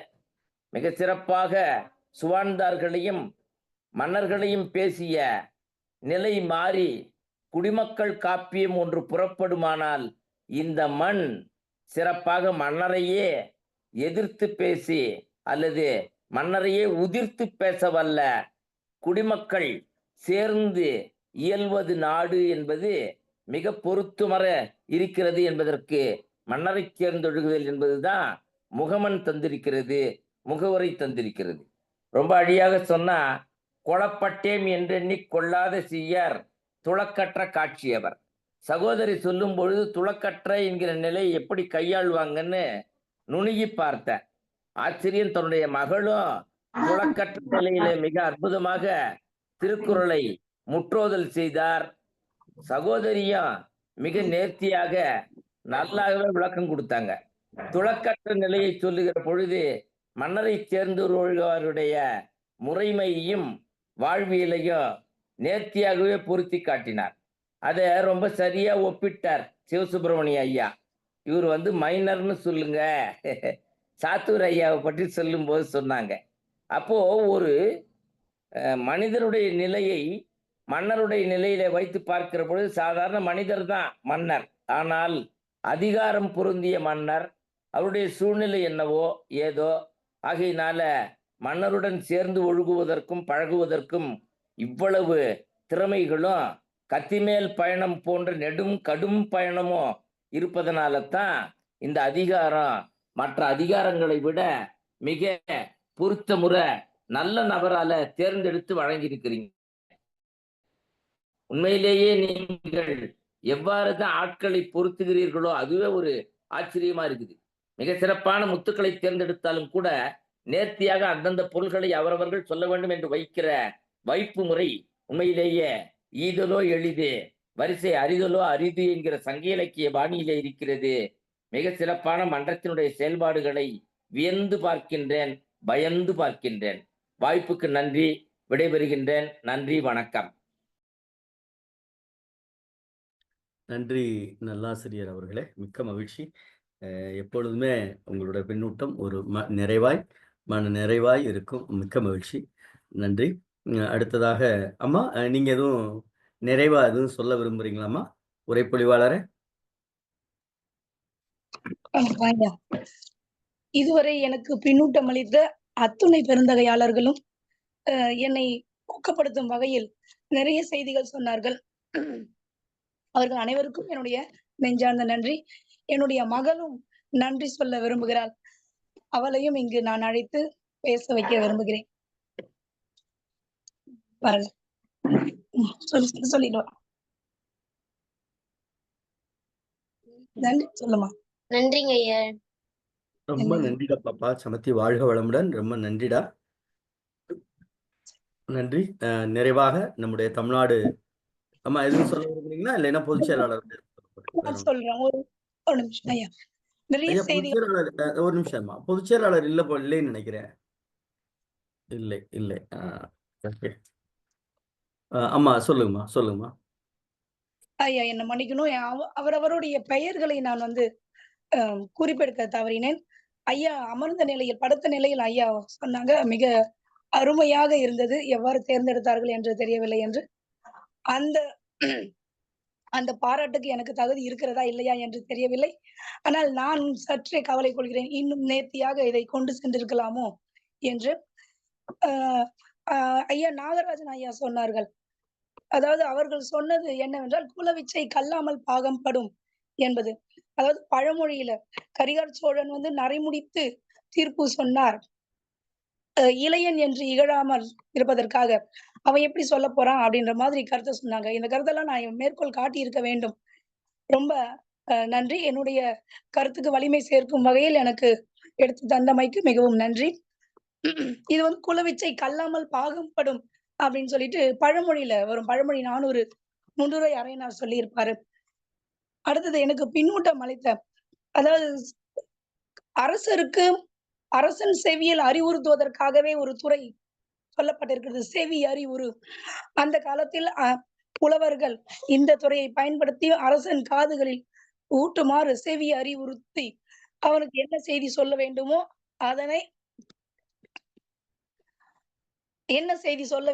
அதனை அவன் அறியுமாறு, அவன் ஏற்குமாறு அவையாரே தூது சென்றிருக்கிறார். இதையெல்லாம் நம்மால் பார்க்க முடியும். இந்த போன்ற செய்திகள் எல்லாம் இருக்கிறது. நான் உரையின் ஆரம்பத்திலேயே ஒரு செய்தி சொன்னேன், நமக்கு என்ன தேவையோ அதை நாம் எடுத்துக்கொள்ள வேண்டும், இந்த காலகட்டத்திற்கு ஏற்ற வகையில் நாம் அதை மாற்றிக்கொள்ள வேண்டும் என்றும் சொன்னேன். அதாவது மயிர் நீப்பின் வாழா கவரிமான் அண்ணா உயிர் நீப்பர் மானம் வரி. இந்த கவரிமா என்பது பனி நிலத்தில் இருக்கக்கூடிய ஒரு மான் வகையை சேர்ந்தது. அதனுடைய மயிரெல்லாம் உதிர்ந்தால் அது அந்த பனி நேரத்தில் உயிர் வாழாது இருக்கும். இது இதை நாம தவறாக புரிந்து கொண்டோம்.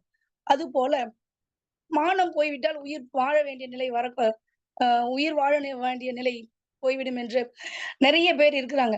அதுக்கெல்லாம் நான் என்ன உதாரணம் கொடுப்பேன் என்றால், ஒரு முறை தவறு ஏற்பட்டு விட்டால் அதனை சரி செய்வதற்கு நிறைய சரியான செயல்களை செய்ய வேண்டும் என்றால் என்ன சொல்லலாம், முழு பூசணிக்காயை சோத்தால மறைச்ச கதைன்னு சொல்லுவாங்க இல்லையா? பூசணிக்காய் திருடன், பூசணி திருடி, பூசணி திருடன், பூசணி திருடன் என்று பெயர் வாங்கிய ஒருவன் தான் எவ்வாறு இந்த பெயரை நீக்க வேண்டும் என்று அறிவுரை கேட்கும்போது அவர்கள் சொல்லுகிறார்கள், இந்த ஊர் முழுக்க ஊரை கூட்டி சோறு போடு, சோறு போட்டால் அந்த பெயர் உனக்கு மாறிவிடும் என்று சொல்கிறார்கள். அதுபோல ஊர் முழுக்க சோறு போட்ட பிறகு அவர் வள்ளல் ராஜா ஊருக்கெல்லாம் சோறு போட்டவர் என்று அவனுடைய திருடன் என்ற பெயர் அவனுக்கு மாறி விடுகிறது. இதே போன்றுதான் நாம் குரலை கொண்டு செல்ல வேண்டும். ஒரு தவறு வாழ்க்கையில் தெரிந்தோ தெரியாமலோ ஒரு தவறு ஏற்பட்டால் அதற்காக நாம் உயிர் விட தேவையில்லை. நாம் வேறொரு நல்ல செய்தியை செய்து அந்த பெயரை நாம் மாற்றிக்கொள்ள வேண்டும் என்றுதான் நான் என் வகுப்பறையில் மாணாக்கர்களுக்கு சொல்லுவேன். அதுபோல யாரெல்லாம் மன்னருடன் பழகக்கூடியவர்கள் இதில் நான் சற்று கவனம் செலுத்தி இருக்கலாம். ஆனால் மன்னருக்கு உரைத்தது மட்டுமல்ல இச்செய்திகள் எல்லாம், மன்னர் நிலையில் தலைமை பொறுப்பில் இருக்கக்கூடியவர்கள் அனைவரிடமும் அவர்களுக்கு கீழ்ப்பட்டவர்கள் பழகும் பொழுது இந்த பண்புகளை எல்லாம் கடைபிடித்தால் நம்முடைய சமுதாயம் மிகச் சிறப்பாக இருக்கும். சிறந்த நாகரிகத்தை இதன் மூலமாக கற்றுக்கொள்ள வேண்டும் என்று அறிவுறுத்தி எனக்கு என்னுடைய கருத்துக்கு மேலும் வலு சேர்த்த அத்தனை தோழமைகளுக்கும், அதாவது சாத்தூர் கணேசன் ஐயா அவர்கள், பாலாஜி தோழர், அறச்செல்வி அம்மா அவர்கள் நிறைய சொன்னாங்க, ரேவதி அம்மா நல்லாசிரியர், இன்னொரு ஐயா படுத்த நிலையிலே பேசினாங்க. எனக்கு பின்னூட்டம் அளித்த அத்துணை பேராசிரியர் பெருமக்களும் கல்வி சான்றோர்களுக்கும் இந்த தருணத்தில் நான் நன்றி கூறி விடைபெறுகிறேன். நன்றி, வணக்கம் ஐயா. என்னுடைய குழந்தைக்கும் நல்ல ஒரு ஊக்கத்தை கொடுத்தீர்கள். அவர்கள் சார்பாகவும் நான் நன்றியினை தெரிவித்துக் கொள்கிறேன் ஐயா. நன்றிகள். நன்றிம்மா. உங்களுக்கு நான் அவங்க படுத்த நிலைன்னு சொல்ல வேணாம். அவங்க தமிழாசிரியர் முனைவர் நாகராஜன் ஐயா. உங்க நீங்க பணி செய்யக்கூடிய அந்த மாவட்டத்தை சார்ந்தவங்க தான். ஆமா, ரொம்ப மகிழ்ச்சி. தோழர் 2 பேரும் தவறுதலா புரிந்து கொண்டேன் என்று நினைக்கிறேன். யாரு நாகராஜன் ஐயா என்று தெரியாமல், அதற்காக தான் நான் அடையாளப்படுத்த வேண்டும் என்று தான் சொன்னேன். மன்னிக்கணும். நாகராஜன் ஐயா அவர்களுக்கு என்னுடைய மனமார்ந்த நன்றிகள். நன்றி நன்றி நன்றிம்மா. நிறைவு பகுதிக்கு வந்திருக்கிறோம். நாளைக்கு 71வது அதிகாரத்தை, குறிப்பெறுதல் அதிகாரத்தை நம்முடைய இலக்கிய ராஜா, சிவகாசியை சார்ந்த இலக்கிய ராஜா அவர்கள் நம்மோடு உரைப்பொழிவால் பயணிக்க இருக்கிறார்கள். அவரோடு சேர்ந்து முற்றோதல் செய்வதற்கு மாணவர்களும் இணைய இருக்கிறார்கள் என்கிற செய்தியோடு பகிர்ந்து கொள்கிறோம். தோழர்களே, இந்த அதிகாரம் என்பது கொஞ்சம் நெருக்கமான அதிகாரம். குறிப்பாக பணியில் இருப்பவர்களுக்கு தேவையான அதிகாரமும் கூட. இங்கே மன்னன் என்பவன் யார் என்றால் நம்முடைய தலைமை என்றே வைத்துக் கொள்ளலாம். அதுதான் சரியாக இருக்கும் என்பது பொருளாக இருக்கும். நாம என்ன நினைக்கிறோம், மன்னன்னா யாரோ அவனுக்கும் நம்ம சம்பந்தமே கிடையாது, சேர சோழ பாண்டியர்கள் தான் நம்ம படிச்சிருக்கோம்.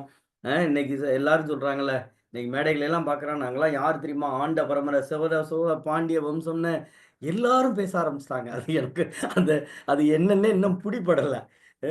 ஆனால் தலைமை என்பவன், அமைச்சன் என்பவன் யார் என்று கேட்டால் அந்த அமைப்பினுடைய தலைமைத்துவத்தை தான் தலைமைத்துவம், அதுதான் அமைச்சு என்கிற நிலையிலே நாம பார்க்கிறோம். குறிப்பாக இன்றைய அதிகாரம் முதல் குறளில் அகழாது அணுகாது நிறைய பேர் சொல்றாங்க. அந்த ஒரு குறளே, திருக்குறளே இதற்கு போதுமானதாக இருக்கும் என்கிற நிலையில தீக்காய்வார் போழ்க, இவ்வளவு பெரிய வார்த்தை பிரயோகிக்கிறார். அடுத்த வார்த்தை இகழ் வேந்தர் சேர்ந்து ஒழுகுவார் என்று பயணிக்கிறார். அகழாது என்று சொன்னால் எல்லாருக்கும் தெரிஞ்ச செய்த விட்டு விலகாமல், அணுகாதுன்னா தெரியும், கிட்ட போயிடாமலும். ஆனால் அடுத்த வார்த்தை தான் முக்கியம், தீக்காய்வார். என்ன, இதுல நிறைய பொருள் இருக்கு. தீயினால் நமக்கு வெளிச்சமும் வருது, நம்முடைய இருட்டை நீக்குகிற வெளிச்சமாவும் இருக்கு. நம்ம கிட்டக்க போறோம், நமக்கு கதகதப்பா இருக்கு, அதெல்லாம் முக்கியம் கிடையாது. அவனால் நமக்கு பிரகாசம் ஏற்படுகிறது, நம்முடைய இருள் நீங்குகிறது.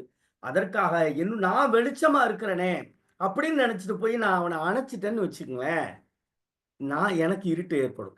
ஆனால் எல்லாரும் பொருள் சொல்றவங்களாம் என்ன சொல்லுவாங்கன்னா, கிட்டக்க போயிட்டோம்னா எரிச்சிடும், தள்ளி நின்றோம்னா கதகதப்பு போயிடும். அது அல்ல.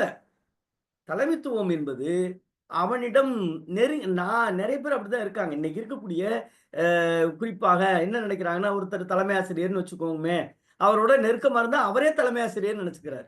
பிரின்சிபாலோட நெருக்கமா இருந்தா அவரே பிரின்சிபால் நினைச்சுக்கிறார். முதலமைச்சரோட இருந்தா அவரே முதலமைச்சர் நினைச்சுக்கிறார். பிரச்சனை அதான். அப்படி இல்லடா. அப்படி சேர்ந்து இருந்தீன்னா அவன் கெட்டு போயிடுவான்டா. உன்னுடைய சொத்தும் போயிடும், உன்னுடைய செல்வமும் போயிடும், நீ உன்னை இழந்துருவ. இப்ப நான் தீன்னு நினைச்சு நான் கிட்ட போறது முக்கியம் இல்லை. தீன்னு நினைச்சிட்டு பரவாயில்ல நான் வெளிச்சமா இருக்கல, இப்ப நான் அதை அணைச்சிடுறேன் அப்படின்னா என்ன ஆகும்னா என்னுடைய வாழ்க்கையும் ஒரு மாதிரி ஆயிரும். ஆக வள்ளுவ பெருந்தகை நாம உரை சொல்லுகிற உரையாசிரியர்களே என்ன சொன்னா, ஏதோ ஒருத்தர் உரை சொல்லியிருக்காரு, நாம அதை எடுத்துக்கிட்டே பயணிக்கணும்னே நம்ம பழகி போயிட்டோம். ஆனால் அது என்ன பொறுத்தல ஒரு தவறான முன்னுதாரணம். தீக்காய்வார். அது காய்தல் என்றால் கதகதப்பு மட்டும் கிடையாது. என்னுடைய குளிர் இருக்கு பார்த்தீங்களா, என்னுடைய பதட்டம் இருக்கு பார்த்தீங்களா, என்னுடைய வறுமை இருக்கு பார்த்தீங்களா, என்னுடைய ஏழ்மை இருக்கு பார்த்தீங்களா, அது ஐயோ ஒன்றும் செய்ய முடியாம இருந்தேன் பார்த்தீங்களா, அதை நீக்குவதற்கு அதை நீக்குவதற்கு எது தேவைப்படுகிறது? அந்த நெருப்பு தேவைப்படுகிறது. அதை நீக்கிவிட்டதால் அந்த நெருப்பு தேவை இல்லை என்று பொருள் இல்லை. ஆனால் அதை அணைத்தும் விடக்கூடாது, அதோடு இணைந்து விடவும் கூடாது. தள்ளியே இருக்கணும். ஒரு ஒரு ஒரு ஒரு ஒரு ஒரு ஒரு ஸ்டெப் தள்ளியே இருக்கணும். ஒன்றும் இல்லைங்க. நாட்டில் எல்லாரும் அவங்க இருக்க இடத்துல வேலையை ஒழுங்கா பார்த்துக்கிட்டு தள்ளி இருக்க வேண்டிய இடத்துல தள்ளி இருந்தானா நாடு நல்லாவே வந்திருக்கும். உலக உருண்டை நல்லாவே சுத்தி இருக்கும். எல்லா இடத்துலையும் நான் பார்க்கிறேன். தப்பா எடுத்துக்காதீங்க. ஒரு செய்திக்காக சொல்லுகிறேன். பல்வேறு துறைகளுக்கெல்லாம் நம்ம போறோம், கல்லூரிகளுக்கெல்லாம் போறோம். எல்லா கோயில்ல நவக்கிரக சிலைகள் தான் அப்படி இருப்பதாக பார்த்து வணங்கி இருக்கிறோம். ஆனால் போகிற எல்லா துறைகளும், எல்லா பேராசிரியர்களும், எல்லா ஆசிரியர்களுமே நவக்கிரகமாய் ஆளுக்கு ஒரு பக்கம் திரும்பி இருக்கிறார்கள். காரணம் என்ன தெரியுமா? எல்லோரும் இந்த தீக்காய்வார் போலதான் இருக்காங்க. அது மட்டும் கிடையாது. அடுத்த வார்த்தை எனக்கு ரொம்ப பிடிச்ச வார்த்தை, இகழ்வேந்தர். அது என்ன இகழ்வேந்தர்? அது என்ன? ஏன் அப்படி சொல்லணும்? மாறுபடும் மனமுடைய மன்னரை. மன்னை எப்ப வேணாலும் மாறுபடுவான். நீங்க நினைக்கிறீங்க மன்னவன் நல்லவன் நினைக்கிறீங்களா? கிடையாது. அவன் உங்களுடைய தேவைக்காக பயன்படுத்தி இருக்கிறாங்கிறத நீங்க மறந்துடுறீங்க. பிரச்சனை அதுதான். அவர் சொல்ல வருகிற செய்தி இந்த குறளை பற்றி பேசலாம், நிறைய பேசலாம். எனக்கு ரொம்ப பிடிச்ச வார்த்தை எனக்கு அதுதான். அதுக்கு அந்த உதாரணம் யாரை சொல்லணும் அப்படின்னா, நான் முதல்ல பேசும்போது சொன்னேன், ஆசார கோவையில சொன்னேன், அலையுறை பாம்பும் அரசும் நெருப்பும் முளையுறை சீயமும் என்றிவை நான்கும். இந்த 4மே டேஞ்சர். ஆனா 4ஐயும் இல்லாம இந்த உலகம் கிடையாது. பாம்பு இல்லாம இந்த உலகம் கிடையாது. பாம்பு இல்லாம ஒரு இடத்துல இருந்துச்சுன்னா விவசாயம் கெட்டு சீரழிஞ்சு போயிடும், எலி கத்தரிச்சு போயிடும். அரசு இல்லைன்னா மக்களை ஒருங்கிணைக்க முடியாது. நெருப்பு இல்லைன்னா ஒன்னும் நடக்காது. முளையுறை சீயமும், குகைக்குள்ள சிங்கம் இருக்கத்தான் செய்யும். சீயம் என்பது சிங்கம், முளையுறைனா குகைன்னு அர்த்தம். இந்த இந்த அது இருக்கத்தான் செய்யும். நீங்க குகைக்குள்ள இருக்கு அப்படிங்கிறக்காண்டி சிங்கத்தை, நான் அதே படத்துல எல்லாம் சொல்லுவாங்க, நான் குகைக்குள்ள சிங்கத்தை நேருக்கு சந்திக்கிறேன், கிடையாது. அடுத்த வார்த்தை எனக்கு ரொம்ப ஆசார கோயில அடிக்கடி நான் அந்த பேசுகிற மேடை எல்லா இடத்துலயும் பயன்படுத்துவேன். இளைய எளிய அதோட நிப்பாட்டிருந்தா பரவாயில்ல. பயின்றனவென எண்ணி. நீங்க நம்மளோட ஒன்னாத்தானே பேசுறாங்க, நம்மளோட ஒன்னாத்தானே இருக்காங்க, நம்மளோட ஒன்னாத்தானே சரி. நிறைய பேர் பிரச்சனையே அதான். பிரின்சிபாலோ ஹெட்மாஸ்டரோ அல்லது தாசில்தாரோ அவர் ரொம்ப பக்கத்துல சாப்பிடும்போது ரொம்ப க்ளோஸா பேசுவார். இவர் நம்மளோட தான் நெருக்கமா இருக்காருன்னு இங்க நம்மள்ட்ட இருக்க ஆளுகளுடைய செய்தியை பூரா கக்கிடுவாங்க. கட கட கட கடன்னு ஒப்பிச்சு எல்லாத்தையும் சொல்லிடுவாங்க. சார் உங்களுக்கு தெரியுமா சார், அப்படியா சார், இப்படியா சார், எல்லாம் சொல்லி அவர் எல்லாத்தையும் நோட்ஸ் எடுத்துக்கிட்டே இருப்பார். அப்படியா அப்படியா மவனை இருடா இருடா இருடான்னு. இதுதான் வாழ்க்கை, இதுதான் வாழ்க்கை. அதனால் தான் வள்ளுவனுக்கு தெரிந்திருக்கிறது, டே நீ தலைமைத்துவத்தோட இருந்துச்சுன்னா உன் வாய் உளருவாய்டா அப்படின்னு சொல்ற குரல் தான் இந்த குரல், வேற ஒண்ணுமே கிடையாது.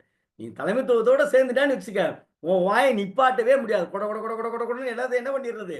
அடேங்கப்பா அறிவாளி நினைச்சு அடுத்தவனை பத்தி தெரிஞ்ச செய்தியெல்லாம் கொட்டிவிட்டு அவருக்கு தெரிஞ்சு போயிடும். உன்னை எதுக்கு பயன்படுத்துறான்னா, நீங்க தலைமைத்துவத்துல இருப்பாரு, அதனாலதான் அவன் தலைவன். தலைமைத்துவத்தில் இருக்கு தெரியும். இவனை எங்க போட்டா தூண்டிய போட்டா மீன் சிக்கும் தெரிஞ்சதுனாலதான் அவன் தலைவனா இருக்கான். நீங்க அவன்கிட்ட போய் எல்லாவற்றையும் கொட்டினால் இழப்பது இந்த சமூகம் என்பதை மறந்து விடாதீர்கள் என்கிற செய்திதான் வள்ளுவ பெருந்தகை அழகாக அழகாக. நீங்க எனக்கு ரொம்ப பிடிச்ச விஷயம் என்னன்னா, மன்னரை சேர்ந்தொழுகள் என்கிற குரட்பாவை அவர் வைத்திருக்கிறார் என்றால் நிறைவாக சொல்லுகிறேன், அகழாது அணுகாது தீக்காய்வார் போல்க இகழ்வேந்தரை தேர்ந்து ஒழுகுவார் என்று சொல்லுகிறார் என்றால், அவரை அணுகி அண்டி வாழுகிறவர் என்பது பொருள் அல்ல. அவரை அண்டி வாழுகிறது தான் தேசத்தினுடைய கடமையாக இருக்கிறது. ஆக தேச மக்களே, தலைமைத்துவம் என்பதை தலைமையாக மட்டும் பாருங்கள்.